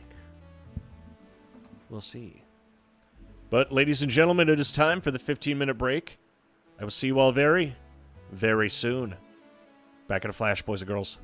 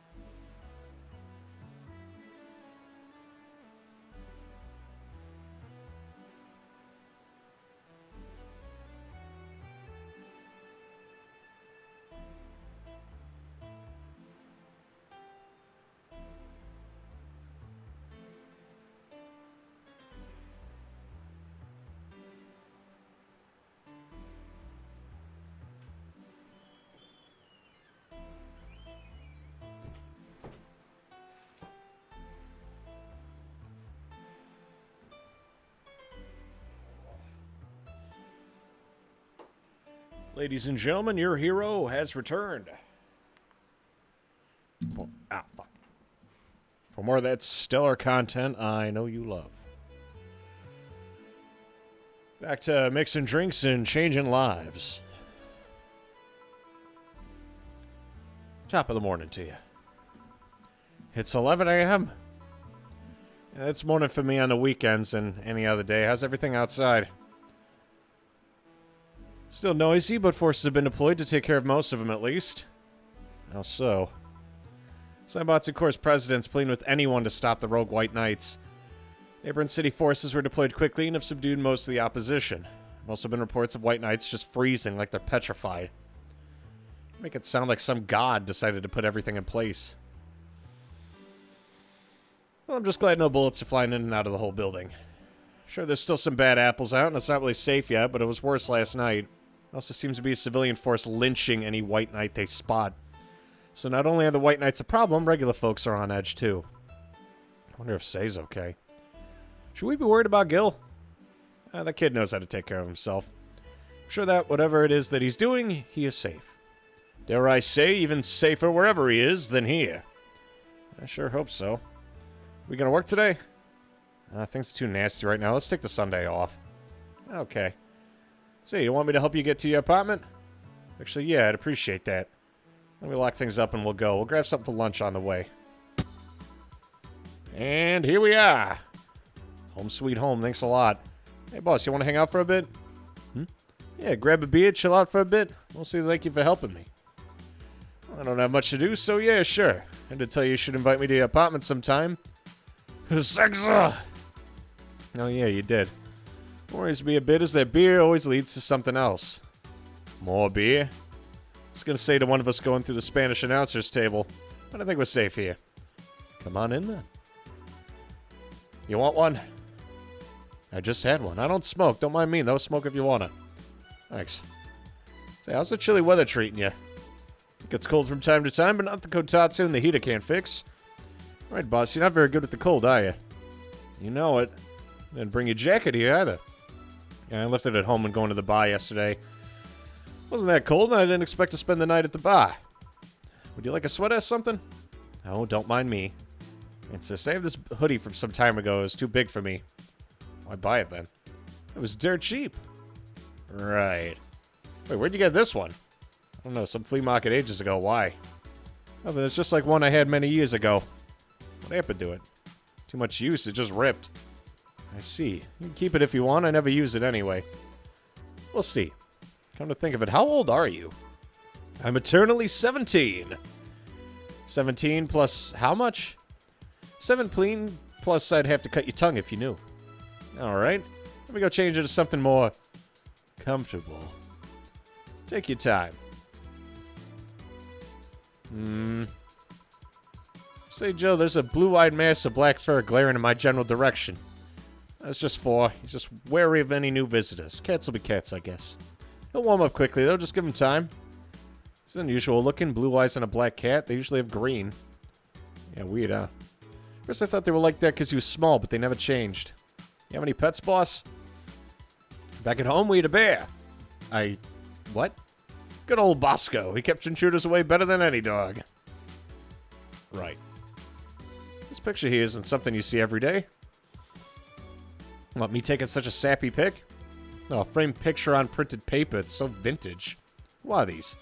This, on the right is Lenore, my ex-girlfriend. The one on the left is Gabrielle, her sister. Oh. Jill definitely has the hots for her boss. There's fucking no doubt about it. Is this pic recent? Actually, that's one from 3 or 4 years ago. You look exactly the same. I'm only 27. What do you expect? That's why they say kids are the ones that get old. I thought it was recent, because you don't usually see people displaying pictures of the ex so openly. Let alone a printed and framed one. Did you two break up on good terms, then? You even hesitated a bit when calling her your ex. Let's just say that everything ended with both of us saying mean things.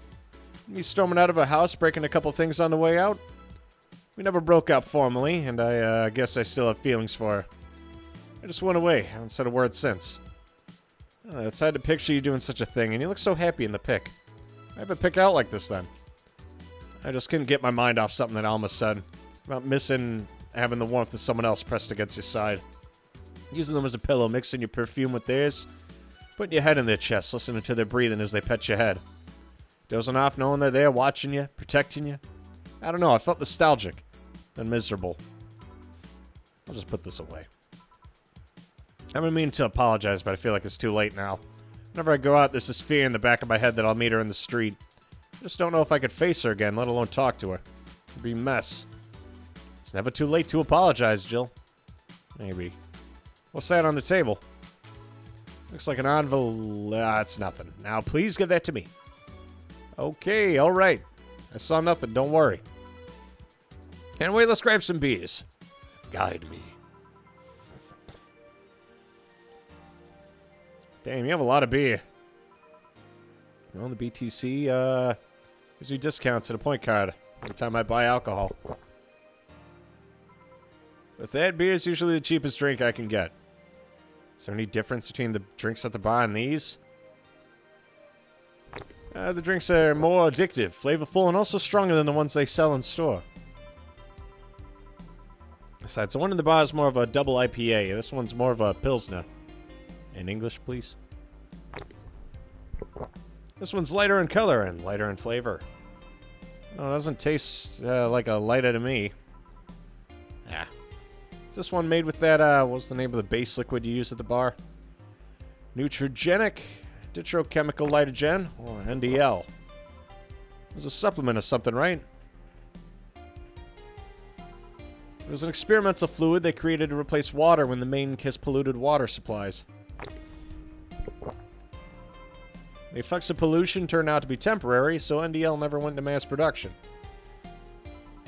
But the BTC still commissioned it for use in bars. And is this one made with it? Let's see. Yeah, here it is near the end. NDL and cornstarch. Cornstarch. It's a stabilizer, if I remember correctly. They need it for packaged drinks. And I just realized something. You're a nerd, Jill. Guilty as charged. This is my alcohol collection if you feel like getting anything else. Those bottles over there? I can't afford a fancy fridge or whatever for them, so I have to put them in plain sight. I'm guessing if some authority on alcohol came in here, he'd stab me for crimes against beverages or something. Anyway, many of them are still drinkable. I'll get you some of the absinthe I brought to the bar if you want. I'm not an Oscar Wilde kind of person. Sadly, I'm more of a Theodore Roosevelt kind of girl. I have a teddy bear in my closet, but I don't think you could drink it. No, that's what I... Wait, you do? I'm not ashamed of Dr. Fluff, but it just so happens that I have a cat. I don't want the bear's fillings spilled all over the place. Ah, anyway, beer's fine, don't worry. If you say so. Where'd that collection come from anyways? Calling it a collection's too generous, I think. I got it from my grandpa. He made a will where the only thing stipulated was, that I got him. Ain't that sweet. I've already done some of it over the years, though. Half of them have colored water instead of alcohol. Guess you need to be an expert or something to notice the difference. Make sure the water's the right color, though. Bottom line, if you want to taste anything from it, let me know. You're too kind. On a side note, it surprises me you kept that poster of me in the room. Even more that you hung it in plain sight. When I give it to you, it's more or less a joke, you know. Does it make you uncomfortable? If it doesn't make you uncomfortable, why did it make me uncomfortable? It's my own face. I'm still wondering why you did it, though.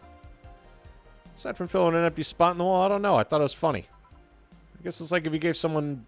If someone gave you, I don't know, a dildo-shaped trophy or something, and you had it there as a conversation starter. Although no one comes here anyways, so it's kind of pointless. What, no steamy nights of passion? Not since a year ago, I think. I'd rather not talk about what happened then. Oh, does someone hurt you? Because if they did, I could go dish out the pain. No, nothing of the sort. A different kind of mess.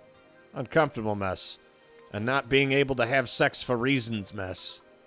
Glad to know you have my back, though. That's what friends are for. But you talk about the poster and compare it to having a dildo-shaped trophy. Did you just call me dildo face? That's what friends are for. Hey, Joe, where'd you get that black fall ball? Well, as with any black cat or house cat in general, he's actually a stray. I found him in the alleys near the building. Not long after I moved here, I think. Ah, I see. It's quite the sight, though. He was cornered by all these dogs, but they were keeping their distance. Still on his ground, hissing and scratching as much as he could. There's a fried chicken bucket nearby that had some rainwater in it, so I threw the water over the dogs. I ran, and I figured the cat's mom would be nearby, so I left. And I noticed people looking in my direction as I walk. Turns out the little shit started following me. So he brought it home. First I wanted to see if I could find him a new home, but having him welcome me whenever I came back was just too much for my heart, so I ended up staying. It was destiny, girl. When I came, he was so cute, though. Not like the fat mass that's sleeping on the table. Hey, you're not a spring chicken yourself, you know. Oh ho! Shit, I actually did that in front of someone else. Oh ho ho ho! Anyway. Oh, so Jill does the voice for 4. Don't anyway, me. Do you actually normally speak for your cat like that? Maybe. What if Gil's alright? You worried about him?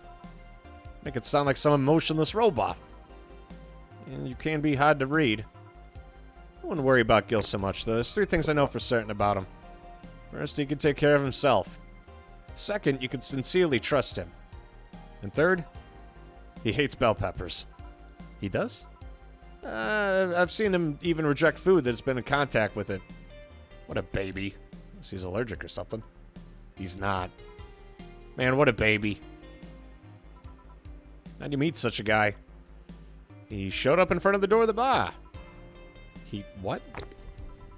Well, shortly after the whole incident with Robert and the levitation potion. Right, levitation potion. It was a slow day and he just showed up at the bar. I offered him a drink, but he said he didn't have any money on him. Couldn't leave him alone, so I pretty much gave the drinks for free. After a couple, he broke down crying. He, I don't know what he did, but he really, really regretted it. He wanted a second chance or whatever. I told him if he could wash himself, I'd find him a job. And I'll be damned. He looked totally different the next day. Damn. I tried and failed to find out anything about him, so I decided to take him at face value and judge him for what he did as an employee. And aside for the occasional sudden escapade, he's been as loyal gets. I returned the favor in kind, covering his ass from time to time, sometimes literally.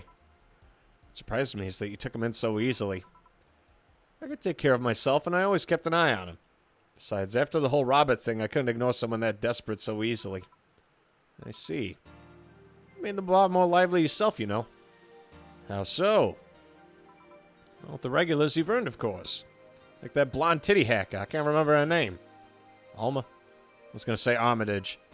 Well, she's hot, I'll give her that much. She's also a nice person in general, but damn, she's hot. Are you alright, Jill? Yeah, why? It's weird to see you say so openly that someone's hot. What, even you can see she has a hot body. You'll find no objections here. I mean, I'd be lying if I said I hadn't thought about taking her to a room and... Jill, you sure you aren't drunk? I mean, I'm sure I'm not. I mean... But those are thoughts I leave myself. I don't think I could handle her in a relationship. She has weird standards. And she's as straight gets. She's still a lovely person, though. She became a regular's a blessing. Any regular's a blessing when you get down to it. There's also that sex worker robot girl. Ah, Dorothy. She intrigues me, though. I've seen lots of sex workers over the years, and she seems pretty giddy. It's not that she likes her job, but rather that she takes to it with such childish excitement. Kind of noticed that, too, but then again, Lilum can be weird. You think? Lilum operate in some really foreign logic. I mean, they don't really share our fear of mortality. Even if their bodies are destroyed, their minds are already backed up in the collective source. If they lose an arm, they could reattach or replace it. Depending on the circumstance, they might not even feel pain at all. It's not like they haven't attained human-like emotions, like fear or love, but they're different. Like a different culture, if you must. Let's see it that way. Aside from that, Dorothy's a DFC-72. It's a social interactions model or something. Lilum get positive reinforcement straight from their bodies if they're fulfilling their main purpose, so I'm guessing she gets a built-in push whenever she's in a meaningful or challenging social interaction. The name Lilum's a bit weird, though. It is? You'd expect them to be called bots or dolls, but Lilum doesn't convey the image of automatons. Just a tip, bots and dolls are considered slurs by them. Bot is akin to calling them retarded, and dolls like calling them fake. Thanks for the advice. Aside, you know why they're called Lilum? As far as I know, it's because they all come from a bigger AI called Lilith. And Lilum are Lilith's offspring in Jewish folklore. Oh, cool. Speaking of names, why don't you like being called by your full name? No idea what you're talking about. Don't act stupid. Back when you first transferred, I called you Julianne. You almost told me a new one with your glare. See you like that. It's no big secret, but it's one of those things that feels silly when you say it out loud. Try me. Well, you ever watch Model Warrior Julianne? Not at all, but my little sister's a big fan of the reruns. Back then, I was in elementary school. I was a huge fan of the show. I had everything from the dolls to the costumes to the lunchboxes. It didn't help that it was one of those shows that got strapped literally everywhere. I saw a couple episodes once. They were really nice. Beyond nice, the show's about a model who could transform into an armor-clad magic knight. She fights demons born from greed and vanity. How the show presented Jules hating a job because it invited enemies, yet still found solace in trying to be a role model. How the main character wasn't a kid. Julianne was an adult that became younger when transformed. I'd say it was a pretty ambitious kid show, even by today's standards. Just the fact that her enemies were literally issues dealing with beauty standards of body image. Challenging as fuck. Well, you get excited there. And that is the problem. Back then, I was obsessed with Jules. I sang the songs dressed like her. I could even recite full chapters. Something tells me you still can. That's besides the point. It was nice while I was in elementary school, but then I went to middle school. And what a surprise! Tweens are jackasses. They went out of their way to tease me about the things I did back then. I don't hold it against Jules. I always hold my grudge against those fuck jobs. Sounds rough. You know, most girls worry about their thighs at that age. I worried about jerkasses singing the theme tune of the show mocking me. In a way, every time someone calls me Julianne or Jules, instinctively react negatively. If I have love, would be proud of me. I never talk about it because I find the whole thing too silly in retrospect. Yet it affects you even today. Nothing wrong with it, though. It's actually kind of reasonable. I sure hope so. Come to think of it, what kind of kid were you, boss? When I was a toddler, I was the kind to always fight with kids bigger than me. Then puberty happened, and I became the Merriam-Webster definition of shallow jerkwad. Around the time I turned 16, I realized what an idiot I was and went out to become who I am today.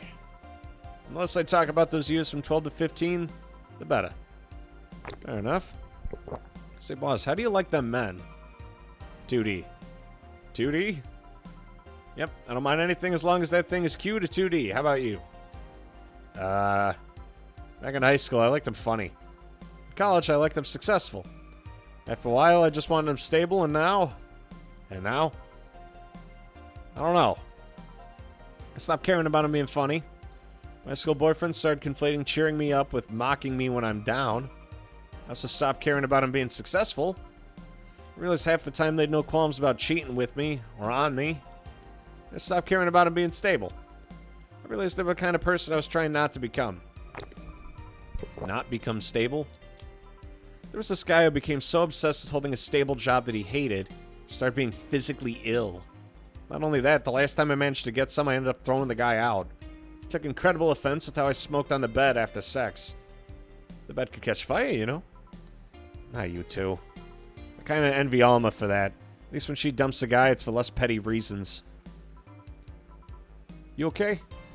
I'm fine. It's just it all boils down to the fact I can't get my mind off Lenore lately. She was all of what I just said. She made me laugh. She had a good position, was stable. She's also smart, Karen, and why can't I get my mind off the whole thing? It's maddening. Maybe I should go and apologize. Maybe I should. Maybe that will make me rest easy at night, get my mind off things. I don't even care about going back to her, but... Julie, you ever tried thinking about clothes for 4? Clothes for... Hey. Listen, I know how you must feel, but you can't let all of that cloud your senses. Next time you feel overwhelmed by those thoughts, try distracting yourself. Think of what kind of clothes you can put on 4. Yeah. You know, boss, I'm a bit curious about your circle of friends. What kind of people do you have in it? Keep in mind you're included in this circle too, so any insults you hurl will apply right back to you. Anyway, I have this friend I've known for a long time. A red-headed, glasses-wearing gun nut called Iris. The one you called for the helmet thing? That one. She's managing a BTC bar in Pamina right now, if I remember correctly. And she manages a bar. Got the idea from her, actually. Oh. It's called Nirvana. If you thought this city was dangerous. Isn't that supposed to be the name of a sequel? The sequel? Because I don't know if it ever came out. I remember people wanting a sequel to this for a long time. That's why I've been waiting to play this for so long. Well, that's not the reason I was waiting to play this, but it hasn't yet. Jesus Christ. When did this come out again? I've had this sitting in my Steam library since 2020. It's in development. Is it, though? Is it really? Because it's hard to top this. I'm sorry, but in terms of atmosphere, this is Kino. And I don't say just anything's Kino. This is Kino. Piracy ain't nothing to fuck with. And means it's an annex to another business. What else does she do there? This came out 8 years ago. God damn. Scheduled a while back. Ah, that explains it. I remember there being some... I think Project Zomboid went under the same thing. Massive loss of data that just completely fucked their production schedule. I think the bar was originally her hotel's bar. One of the devs died. It's okay. It's still in development. Remember, DMC5 and Dragon's Dogma 2 took a decade to come out. But it did come out. And they were both amazing. A decision. I believe she said she wanted a place away from the noisy rich tourists that go to the hotel. So that bar is her woman cave. Woman cave. Aside, let's see. Friends. This is also my little sister, but that's a given. It's also my old partner from when I was with the Neo San Francisco Police Force. Good old Lexi. Give her a call sometime. Wait, you were in the what? I've done lots of things, Jill. Spent a short time collaborating with the police force. I've been a wrestler, an MMA fighter, chimney cleaner, lumberjack, pet shop attendant, corporate mascot. Corporate what? I still see my face on some websites from time to time. Anyways, aside from you, Gil, my sis, Iris, and Lexi, there's a lot of people that don't want to see me in harm's way. Mostly because they're the ones that want to hurt me. What about you? I have acquaintances here and there. Back at home, college. I went out a lot. Felt more like going out was the pleasure rather than the people involved. Aside from you and Gil, my closest friend since moving here is Alma. And, Dorothy. I mean, sure, there's always four, but that cat's a hermit that refuses to go out. And, you know, he's a cat. Hey, cat's fine too, you know. Hey, boss, what will you do when the bar closes? I don't know, maybe I'll take a friend's offer of working with her. I was also thinking about going back home and helping with things there. Maybe go traveling. I see. Oh, but don't worry, Biakari is slow as fuck. They won't close the bar for quite a while. Better enjoy being there while you can. Yeah, maybe. Will you be visiting me in whatever bar I end up working in? I have a bone to pick with the guy that supervises the bar I'm planning to get you transferred to. I go there even though I have virtually no reason to. With you there, I'd have something pleasant to look forward to. He's sending me to someone you have problems with? If I have to trust another bar owner, it's him. He's actually a pleasant boss from what I've seen. The fact that he and I have a tendency to go at each other's throats is an unrelated matter. I'll trust you on that one, then. Now, don't worry. Maybe I can get you a bracelet made out of wood pieces from the bar's counter or something. We'll see. Yeah, I'll tell you what. When the bar closes, let's go on a vacation. Go on a trip. That'll clear your mind a bit. Oh, that was sweet.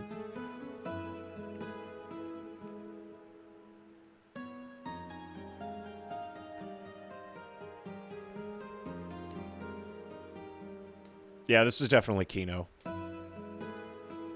They're just chilling, having a drink, and that was the whole scene. And you have control over the oddest things. It's primo Kino. It is. I think we're about 5.5 hours in.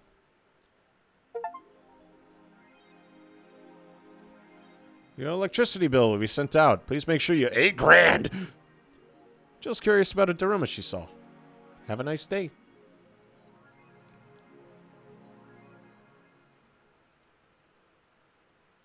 Daruma?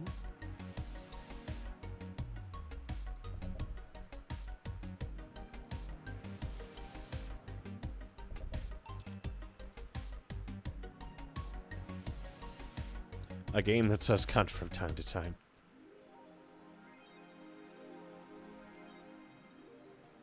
Oh, let me guess. If I don't buy it, then I don't get a hit on the drink. So much of that nanocam. Do not the nanocam. We need $8,000 already. That's pretty pricey as is. Okay, yeah, I thought Jill had a crush on her boss, but I think she just likes her boss. I think the relationship shit is also happening in the background.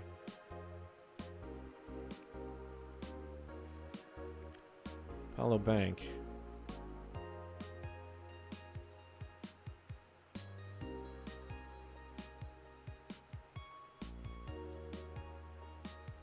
Things are getting more interesting. Wait, I can't say that word on stream, can I? You're not allowed to say slurs, you're allowed to say insults. And remember, this is an 18+ stream. Hell, I talked about getting herpes and getting beaten up by an autistic girl in a movie theater.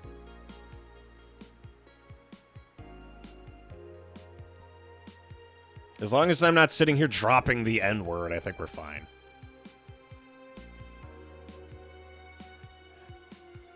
Hackers helping out hostages.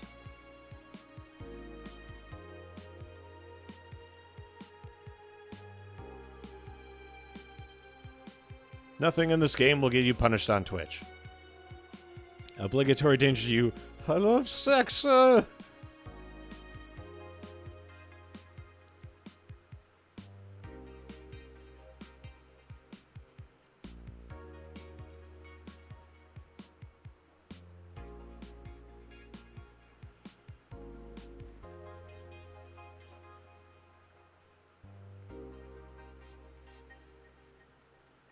God damn. Danger use admin. Weaver, are you okay? Poor guy. Danger use admin's been arrested. Again.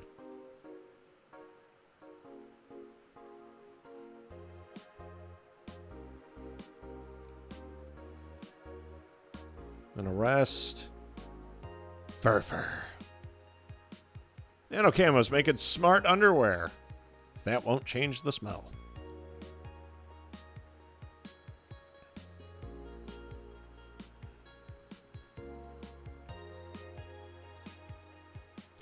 Red Comet Jr. versus Nagisa. Roy Campbell.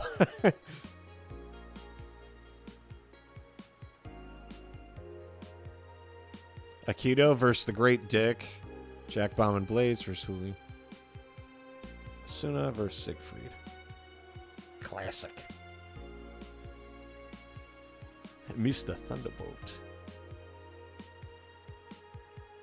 She does do the little voices for her cat.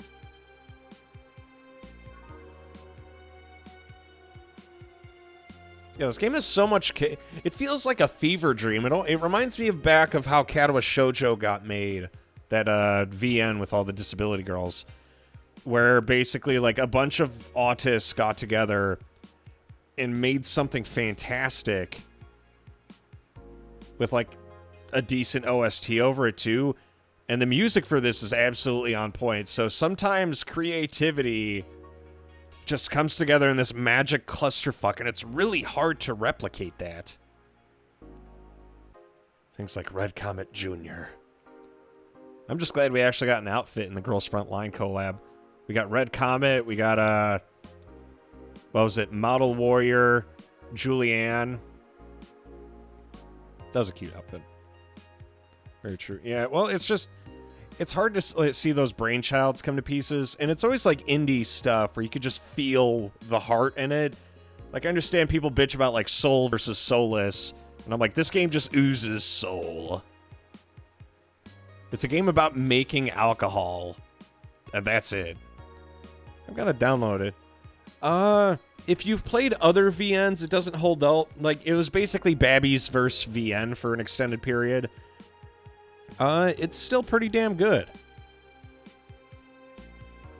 It holds a very special place in my heart. So I'd recommend it just for the history. Rin is best girl. If you say anything else, you're fucking wrong, and you have shit taste. If you turn off adult mode, it has nice pictures of shrimp. Or games, to be honest. Yeah, well, that's because you're actually busy having a life, unlike me. Adult? This game has adult mode?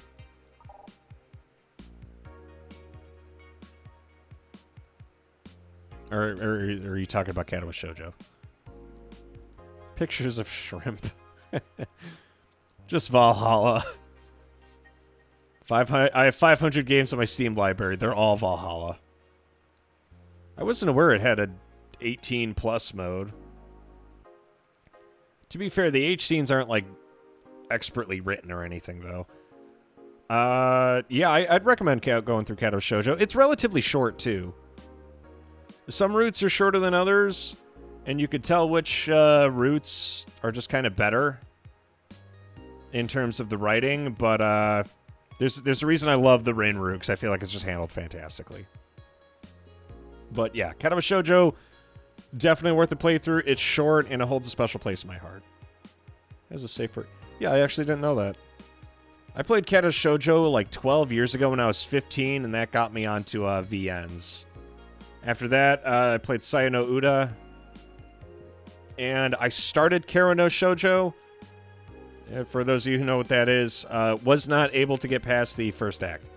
I kept fucking it up. Didn't really know what I was doing. I guess that it's short. I can only handle so much anime writing at one time. As long as you could put yourself in the shoes of the character in question, because... Oh, I've also read Ji Senjo no Mao. This game has no adult graphics, it's all .com. Well, I could kind of feel that, because so far the flow of conversation is handled phenomenal. Like, these feel like real conversations you'd have with each other, while also pushing the plot, whatever the plot is, forward. Like, we're getting more and more background info, and I don't feel like I'm getting just, like, narrative and exposition dumps. The whole game is just quality writing, and that's how they deliver that story. And they're not even voiced, but you could still get so much personality from each of the characters. I'm a sucker for pixel art. And so, you know, I'm a little biased on the design, but when I say soul, I mean yes. Katawa Shoujo is okay, I guess it's free. It is free, yes. That's also one of the reasons why I love it. Like, they put all this time and effort, and they're like, by the way, it's free. A lot of really good VNs out there. Yeah, I haven't really kept up with the VN space. I don't know what it is, but I think there's like a parasitic relationship with reading too many VNs. Especially as like a single dude who like occasionally gets lonely, not very, because, you know, I'm manly and don't get lonely. But it kind of, it's the same reason I don't listen to depressing music, because it like feeds the moment, but also feeds into the overall problem. Like, if I read a bunch of VNs as a single dude for too long, you're just kind of sitting there like, God, I'm single and hate my fucking life. And if you're depressed and you listen to a lot of depressing music, you're probably going to stay depressed. That's why I always try to listen to something kind of more upbeat, or like to get mojo flowing. Like, I understand there's a time and a place for everything, but if you listen to too much of it, it kind of tilts your attitude in that spectrum as well. Actually, like anime games, some of them are fine, most of them find way. I think that's because people kind of retread tropes too much in anime. I don't like shoujo or shonen bullshit.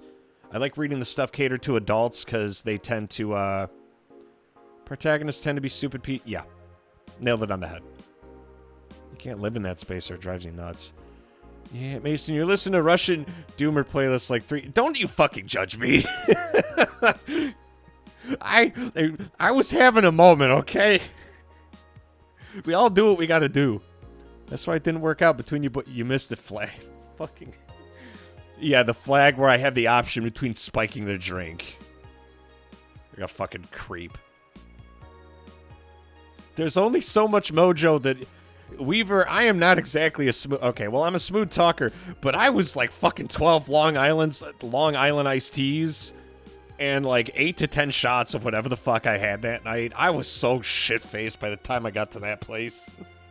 Let alone actually could hold a conversation with this dude. God, I was fucked. It was a fun convention. But the hangover I had the next day, I just sat in the game room for that convention and played Metal Gear Solid 3 for like 4 hours. That was the flag. Too much commotion.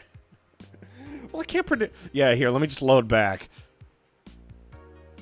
Gotta get that H scene, brother. Yeah, Tristan, though, you nailed it on the head.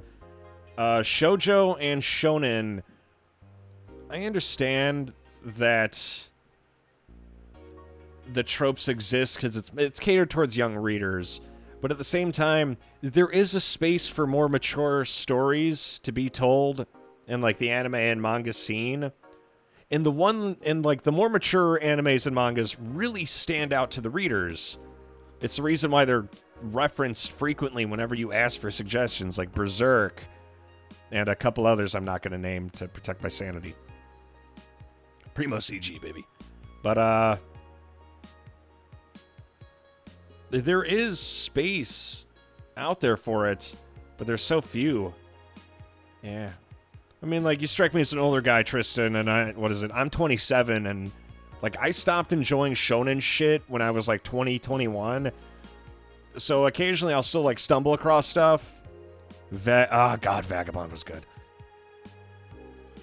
How many readers are under 18 versus 18 to...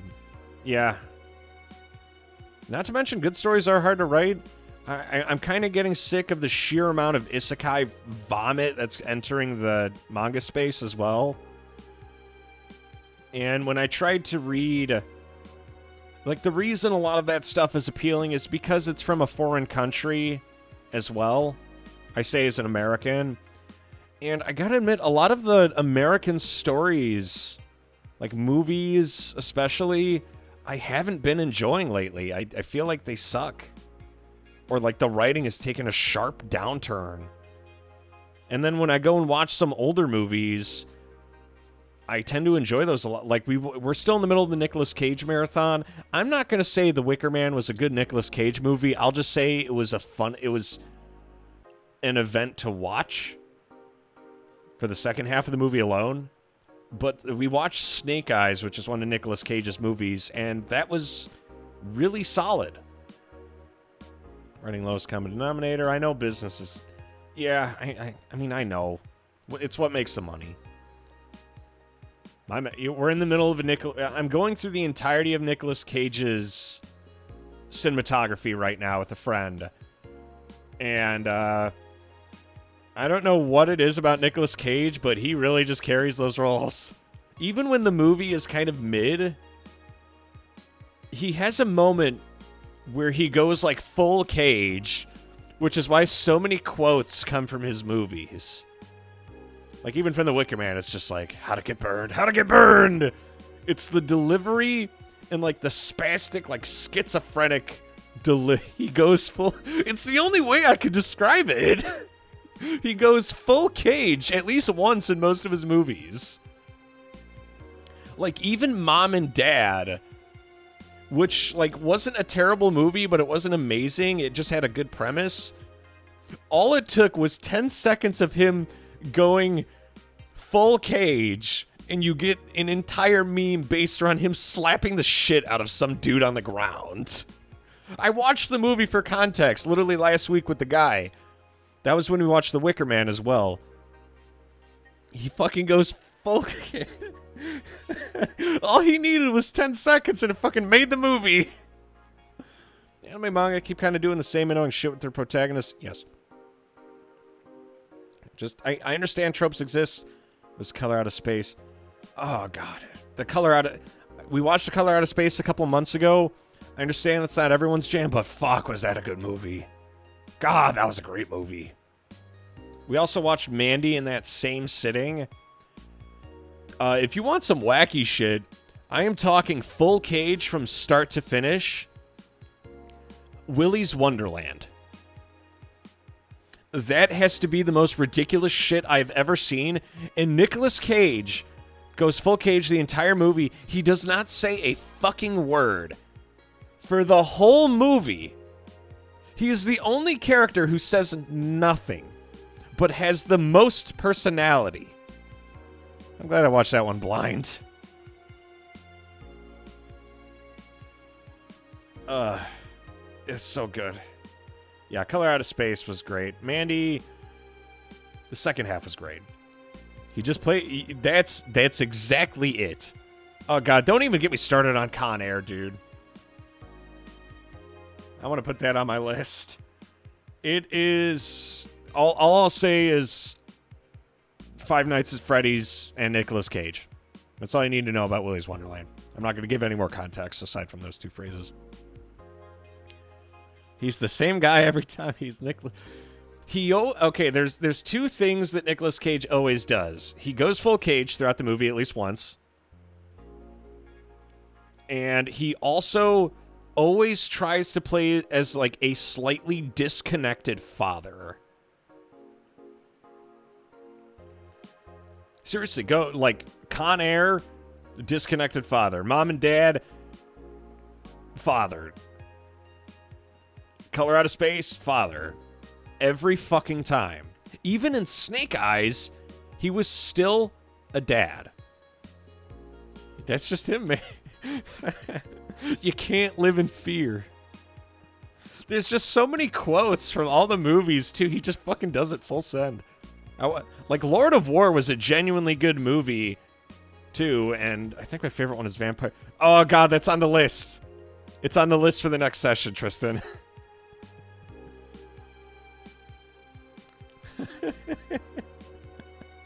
I'm looking forward to that one.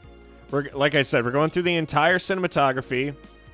Vampire's Kiss was the one we were going to watch, but we didn't have time that night.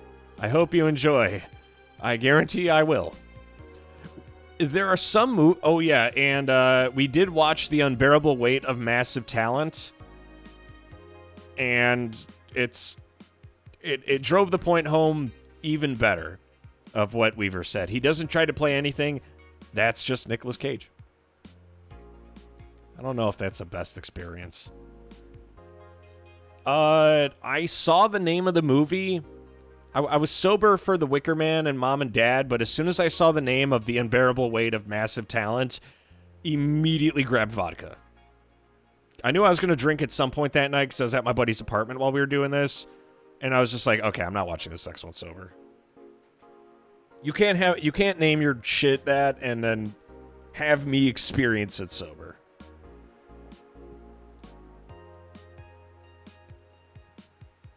But I think that's enough shitting on anime and enough of me worshipping Nicolas Cage. Fucking... I don't have words so far for the marathon. All I know is that... And everyone gives me shit for this at work. I brought this up at my last work before I got fired. And the 40-year-old guy who was there, I mentioned Con Air, and he immediately jumped on that shit. And he could not believe that I hated Con Air. It was like a big-budget action film, and I'm not actually a big fan of action films, to be honest. So I think that was what it was. But it was Nicolas Cage in Con Air as a disconnected father. And he has this line where, why'd you have to pick up the bunny? And it just fucking... He does it in every movie. It's so consistent. And I think that's what fucks with me. I really... You run out of movies so fast. You have to start watching shitty movies and learn... Oh, God. Don't get me started on Neil Breen. If you know who Neil Breen is, then I pity you. Because the guys made me watch, like 3 or 4 years ago, one Neil Breen movie. They put it on in the background, and it was like The Room, but fucking worse. I felt like I was having my brain beaten. And not like somebody punching me in the head. I felt like somebody removed a section of the skin of my skull, removed the skull, and then hit me right in the fucking brain. And Neil Breen a couple days ago. Okay, so you're aware that they're all awful. Dude, I could not make it through The Room because of how much I hated it. I understand some people take enjoyment from watching bad movies. I do not. When I watch a bad movie, I just sit there and I'm like, this is fucking dog shit. I'm not going to force myself. It's like people who drink Malort unironically. I'm like, why would you do that to yourself? You have a million other options for what you're drinking that night. And unless you're... There is a scale. Okay, that's fair. I'm from Illinois, but everyone else is like, God, I love Malort. And they drink it because they're Illinoisans from the state, just like me. And I'm like, dude, this is like drinking rubbing alcohol. I could get a better experience if I got drunk off Listerine. At the very least, I'd have clean breath and I'd die. Malort, you get drunk and you vomit. And it tastes awful.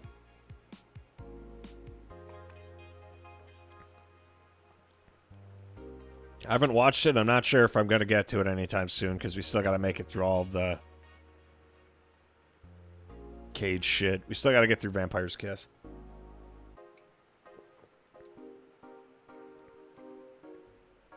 Especially after playing, like, Mario Goes Full Cage.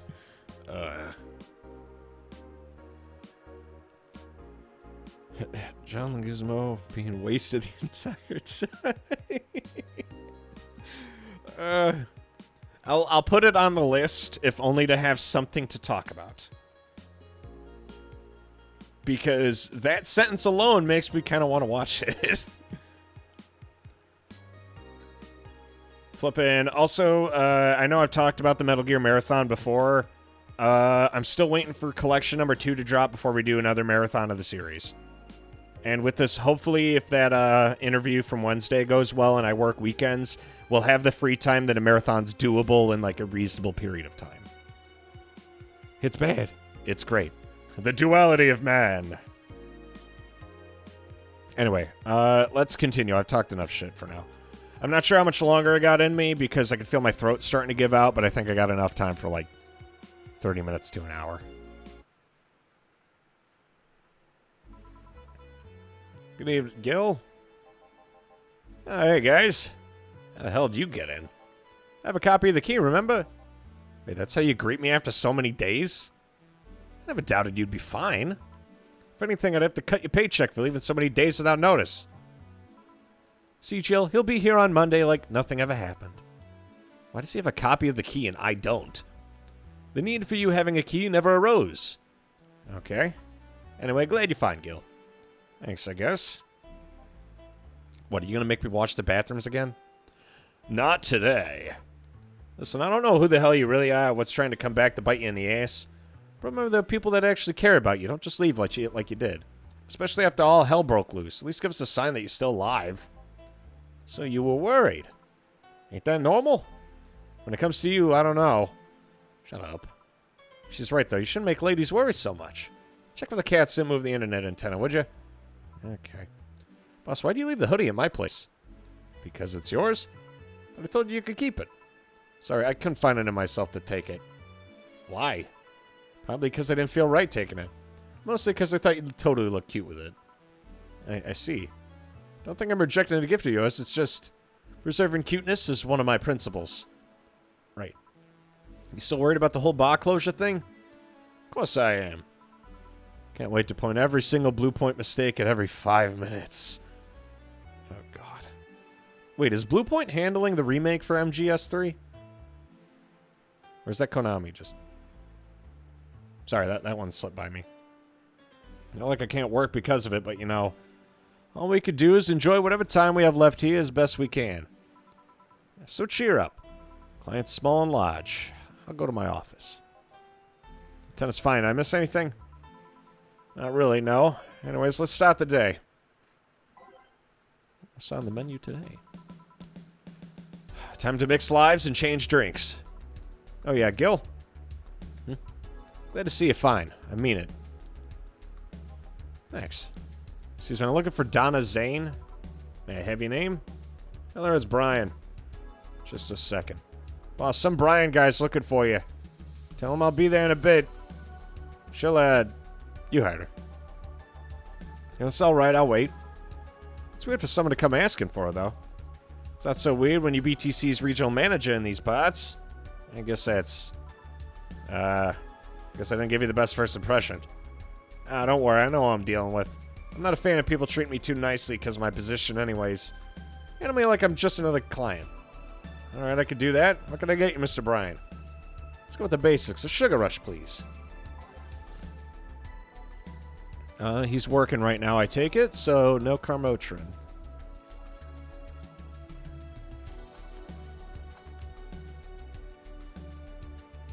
Another brain. Blue point ports, if I remember. Well, I mean, as long as they play fine. Unreal 5. I figured there'd be a bit of asset reuse because of the Fox engine. Wait, no, it's on Unreal 5. That wouldn't apply. But, I mean, the assets are there. Might as well use them. That, and for the blue point ports, like I said, as long as it plays fine and runs at 60 FPS, I don't care. That and the dialogue is untouched. If they fuck with the dialogue, then we have a problem. I'll just emulate them again. There we go. This one's nice. Back in training, they made a big deal out of sugar rushes. Why? They're like the fried eggs of mixing drinks. They're the most basic thing, but you can still fuck it up. Sugar rushes are simple enough. You only need to follow instructions. If you can't even do that, your future as a bartender is not bright. They never told me that. You're Jill, right? Ask me. Dana's talked quite a bit about you. Really? And I guess you must have a few questions for me, am I right? Mostly concerning the closure warning Valhalla got. Can you disclose any info? You shouldn't, but you have the right to know. No mention. Now, where to start? You saw the news on the information link during the Apollo Trust Bank incident, right? About the White Knights having lots of members from criminal organizations in their ranks? Turns out the White Knights weren't the only ones as shady people. Some of those same people have been trying to elude legal problems using BTC-certified bars. The BTC bars have their own protocols, meaning the White Knights can't dig too deeply. It's not without going through a ton of paperwork first, giving the criminals time to cover their tracks. Though it takes a bit of time to set up, it's apparently proven an effective method for money laundering. Where does Valhalla come in? Young bars are the ones under the radar right now, and the modest to low-income ones are the primary suspects. It's not just Valhalla. Any small bar with small income right now is being investigated heavily. So the closure notice is due to low sales. Among the reasons a bar can get axed, low sales is the rarest one. If low sales were a problem, lots of bars would close. You'll find out soon enough, huh? Sorry. No, nothing. Don't mind me. Seems your guess was spot on, Gil. If it helps, I'm doing my best to appeal in your place. Really, why? Most of Glitch City's bars are a pain in the ass. They constantly give reports of chemical damage or shady drinks. This is one of the few places from which I almost never receive complaints. The closest thing to a recent complaint was the whole Pharma Fabrics affair from a little while ago. So much saliva. I wouldn't get my hopes up, though. Especially since the BTC will try to save face by axing as many suspects as possible. Knowing you're making an effort's enough. Thanks. Can I get you anything? Now remember, the recipe book is a drink created here, right? Oh yeah, the suplex. Give me one of those. Let's give Brian a suplex. A phrase you don't hear often.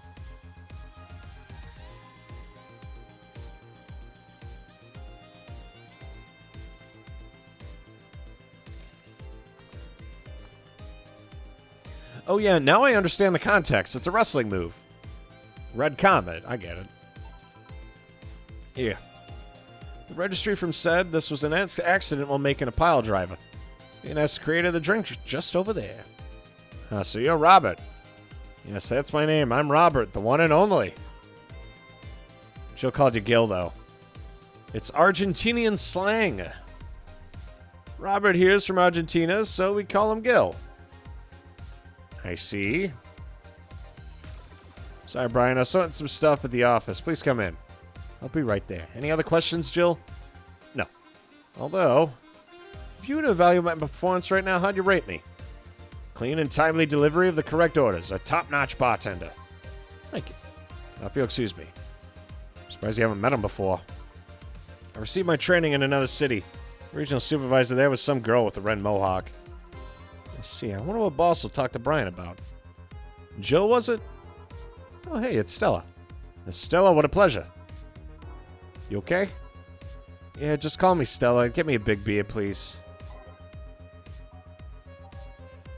Let me guess. If I don't buy the random crap that Jill wants, then I take it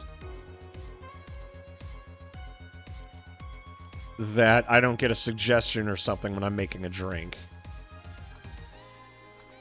Big beer. Are you sure you're fine? You know Say, right? Oh, so what's up with her? She's at the Apollo Trust Bank during that whole affair. And, alright, that. So she didn't show up on the list of the massive body count in the aftermath, so I was hoping maybe you've seen her. As much as I'd love to say that I had. Yeah, I figured. And the air's suddenly a lot heavier. I mean, I could tell everything will be alright, but that sounded a bit condescending. What's one do in this kind of situation? Maybe a joke? That'd be tasteless. Okay, just try and say anything at the very least, so break the tension. Maybe distracting her will be enough. I don't think clearly when under this kind of pressure, do I? There's a private eye in here the other day. Eye? Sorry, I'm a bit on edge. A private detective, I take it? Yeah, maybe I'll want his services. What's his name? Art. No, Von DeLay. Oh, that Art guy. Yeah, I actually hired him yesterday to look for Say. So you still have hope. I'm somewhere between bargaining and depression right now, but I'm afraid to let go of bargaining. Is he any good? Doesn't look like it, but he's quite skilled at gathering intel. Eye. Could be anything. The augmented eye. Something. Maybe they'll give me answers about Say, whatever they might be. Sometimes I wish I had a magic wand so I could solve my problems with the swing, you know. Sorry if I'm making you uncomfortable. Oh, no, it's not about feeling uncomfortable. It's just weird. I usually try to say something to my clients when I see them down. Right now, I can't find any words that don't sound hypocritical, useless, or tasteless. Glad to know you have at least that much common sense. All I can do is get you drinks. Anything else? Something sweet that'll help me calm down.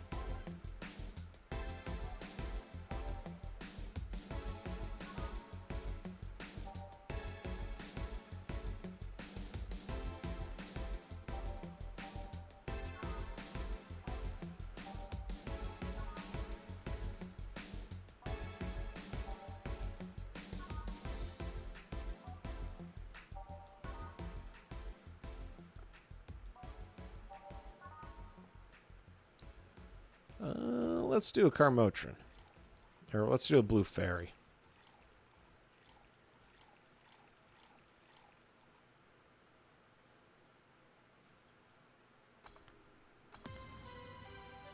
That'll do it. Thanks. Seems like you really like Say. I don't have brothers or sisters, and my social interactions are usually strictly business. So Say's more than a friend to me. She's... Sorry, I brought that topic up at a bad time. Don't worry about it. So I was saying, she's more than a friend. She's my emotional support. Someone I could trust wholeheartedly. I'd say she's like my sister, but siblings usually lack that level of trust. I have to deal with high-class pricks of every race and upbringing on a daily basis. They use a business mask to hide anything they don't want others to know, and I do the same. But Say I can be myself. Do whatever I want and vent all my frustrations. She's always been there for me, and now she might need me. Here I am, sitting in a bar, making other people do that job because I'm a useless pile of flesh. Sorry. Actually kind of jealous of the level of self-control you're using here. I mean, I'd be a mess in that situation. So, you like some fresh air? I'm going to take my break and you could use some. Well, for a given value of fresh. I'm fine, thanks. Okay, then. Gil, please service Miss Stilla while I take my break. I feel like as long as I pay attention to the dialogue, I wouldn't have an issue with the hints. But, it's a first playthrough, so I might as well do it. Because I think we're not really fucking up people's orders or anything. God damn, is it chilly outside. I bet. Oh, would a kid like you know about that, eh? I'm just giving you the facts as they are. What happened while I was gone? Let's see. Detective guy comes in, cat boomer girl greets him, they start talking. Everything was okay until the girl mentioned Zaibatsu Core offhand. After that, the guy got riled up and started bad-mouthing it. Oddly enough, he was the only one. She just carried on like it was just a normal conversation. I see. Well, I don't deny Zaibatsu Core is anything but innocent. You get down to it, it's enhanced the quality of life here. Yeah, if by enhance you mean getting yanked around by a shiny new chain, you see that those big companies don't care about us? What do you think Glitch City is mockingly called the new guinea pig of the world? We're just one big test group for them to use however they want. But then again, I don't expect the kid to understand how hot it was, let alone a rich kid. Sure, I don't know. And true, my judgment may be clouded, but can you deny that the meddling of Zaibatsuko has brought quite a few benefits? Like what? The AI integration program they started is making huge advances in the AI department. Every day, more and more countries are seeing the benefits of recognizing AI as citizens. Yeah, but we also hold the AI Reformation program. And we're also the world's Lilin prison. AI went rogue? Transfer it to a delivery drone or ship it to Glitch City. That murderer is now delivering your pizza. Fair point, although that program has proven to have reformed many AIs. Well, the streamers get goldfish brain. Well, I mean, I am playing the game sober. If I was drinking, it would be harder, but... I feel like... I don't know, the writing's good enough. It makes it super easy to pay attention. It does deprive you of the hints. I wonder what it'd say otherwise. Just Jill sitting there being like, what the fuck did he ask for again? I don't brag about the 88% success rate for nothing. The city also has a stronger economy. Zaibatsuko's success has made more and more companies bring their products here. And the gap between classes continues to grow. More companies just mean more people who plant their feet on your face. Yeah, but it also means more products are being brought to the lower classes. Stores have 20% more brand variety compared to last year. Zaibatsuko's main medical research branch has also made lots of discoveries. More and more illnesses previously thought incurable are being addressed every day. It's amazing for those who can afford them. Meanwhile, down here, we're experiencing medicine shortages almost every month. Got a point there. Yeah, but there are also more jobs. All the companies coming down here need personnel. So the unemployment rate has gone down by almost 40% this year. More jobs? Shut up. Am I wrong? That's... Hey, you don't just sit there. Give me a Zen star. Because the game starts out.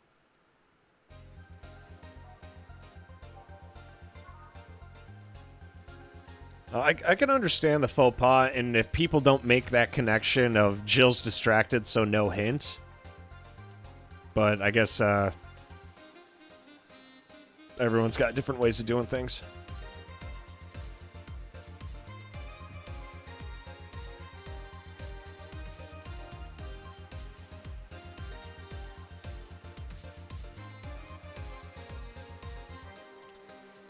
On the rocks, next.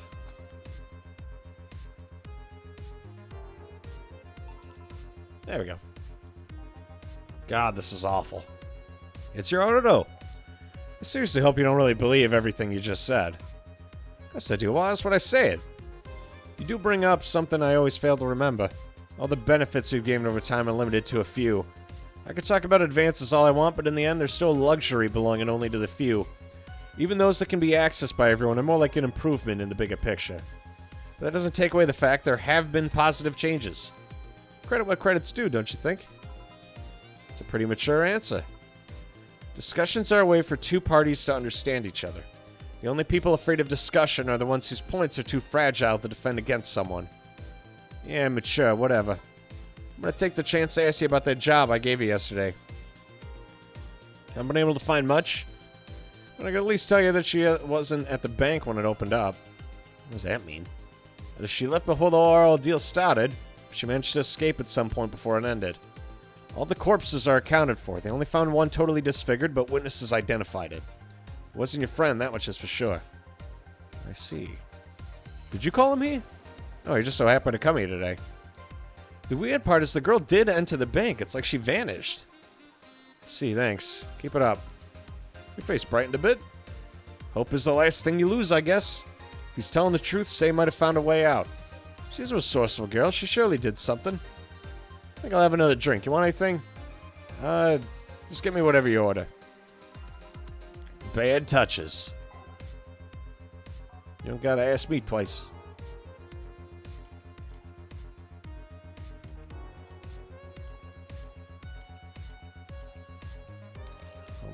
box.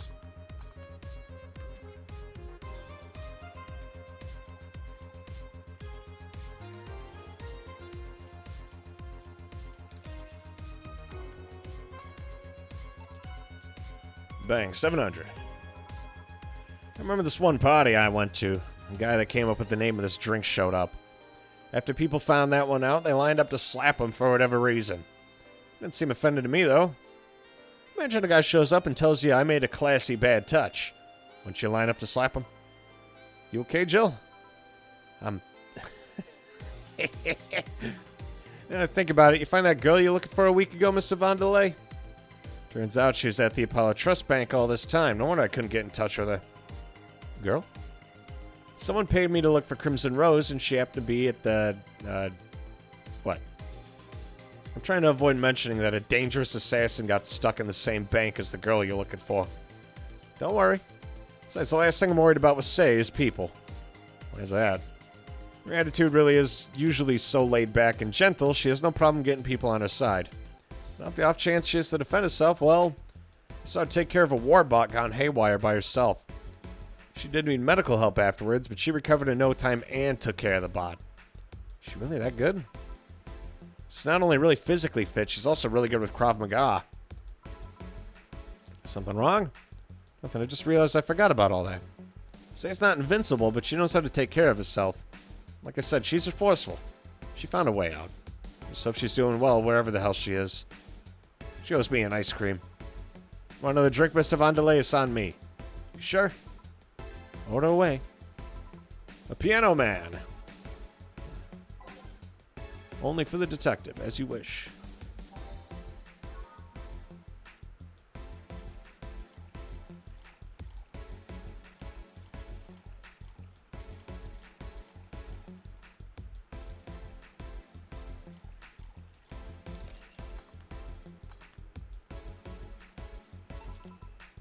There you go.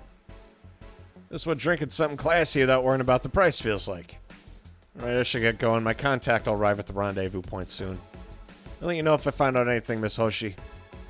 Stella Hoshi. You've been generous today. You made my night with this discovery's unsafe situation. I'm not totally over it, but at least I got distracted for a bit. I've had enough for today. How you feeling? Better than when I came in, at the very least. Thank you.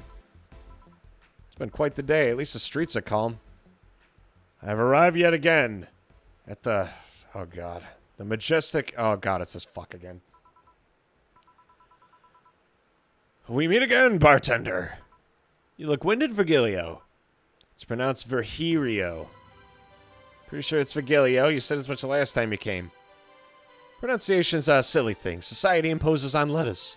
They want to be free. They want to be pronounced however they want. You look winded, Virgilio. We are all little toys, winded by the cruel hand of fate. Just stumbling till it decides not to wind us anymore. And yet you're the only one in the vicinity hyperventilating. I was jogging. Dressed like that? I can jog however I want. Yes, you can. What can I get you? Something fake. Of course. This fucking guy.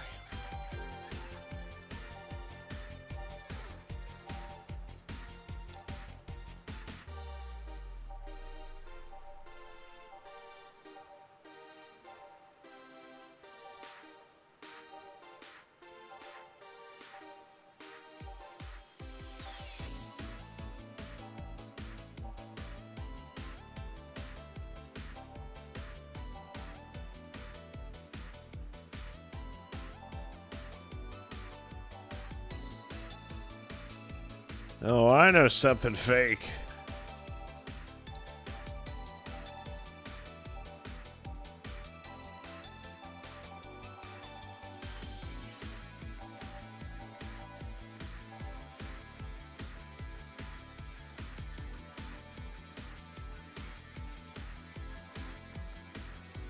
Athletic alcohol, Carmotrin is basically fake alcohol, so, it's the only one I could think of.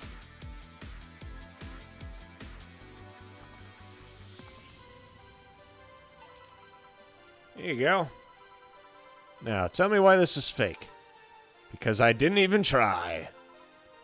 Your expectations of me giving a damn about the abstract order are fake. Bravo. Brilliant. Say, Virgilio, where do you work? Take the noble duties of curator at the Steampunk Museum. Ah, that's why you dress like a dickhead.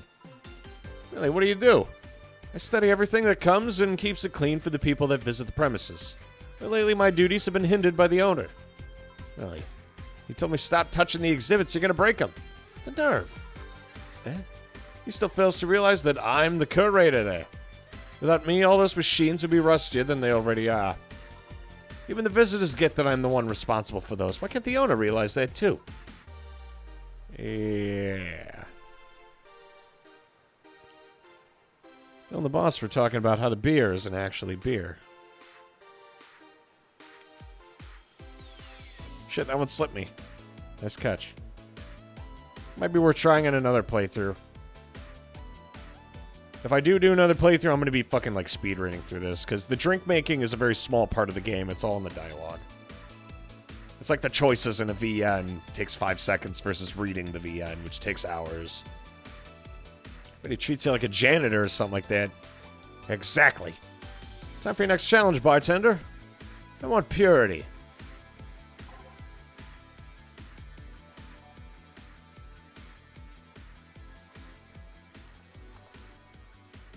Have some absinthe, douchebag.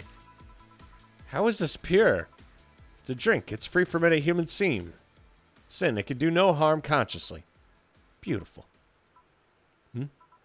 Hey, you, the guy over there.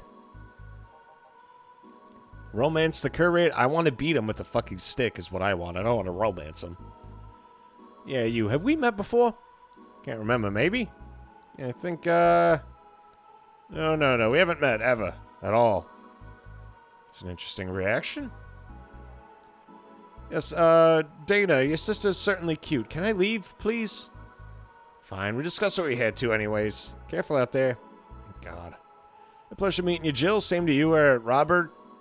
Please come again. Bartender, if you're done oogling Mr. Holocaust suit, would you mind giving me a drink? What do you want? I want to leave. Bye, bartender. Second time he ran off like that. He's either hiding here or would rather not be found by the police. What do you think, Gil? I know nothing. Of course you don't. We done for the day? Yeah, quite a few clients considering the situation. Oh shit, that Virgilio guy. So you two have met. Yeah, you could say that. Many. Gil stuff, don't mind it. What were you talking about to Brian? Well, they're mostly catching up, to be honest. Haven't seen him in a while. I offered him a drink when we met last week. Talked a bit about what to do after the bar closes. And I tried to explain the situation with Robert here. He agreed to help me out with that one when the time comes. Oh. I was also tuning up the details for the new employee. New employee? A part-timer. You'll meet him tomorrow. Ah. Him, so it's a guy. An adorable guy, if I do say so myself. I suddenly have deja vu. You alright, Jill? Yeah. It's gotta be nothing. Brian told me to give you this. Flawless service. We're in the money, baby.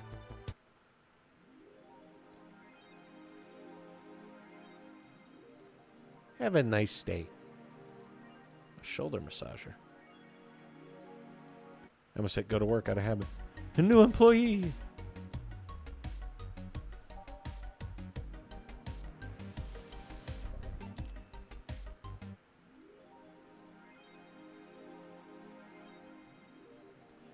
Alrighty, my throat is officially shot.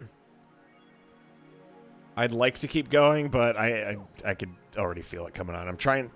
If I push it too far, I'm not going to be able to play this tomorrow because my throat's going to just be fucked. Remember, I'm reading for like a solid, 3 fucking hours straight. Alrighty, but yeah. We're going to call it a night here. I am absolutely loving this. That and the conversation around the game is great. I don't know if it's just the soul of everything, but I feel like it fosters a lot of good talk. But we'll pick this up tomorrow. We're either A, doing this tomorrow, or Neo 2. It depends on what Cousin Gaben wants to do. I'll let you guys know in the Discord. But for now, I think we'll put a pin in it. And we'll have to see who that new employee is later. But you have been listening to Mason FM with the Midnight Hour. God bless you. God bless this stream. And God bless Virgilio, because based on those few interactions, he's going to need it. Shitlord signing out. Good night, boys and girls. I'll see you next time. Oh, God, my fucking throat. Yeah, he does. Good night, boys and girls. Good night, King.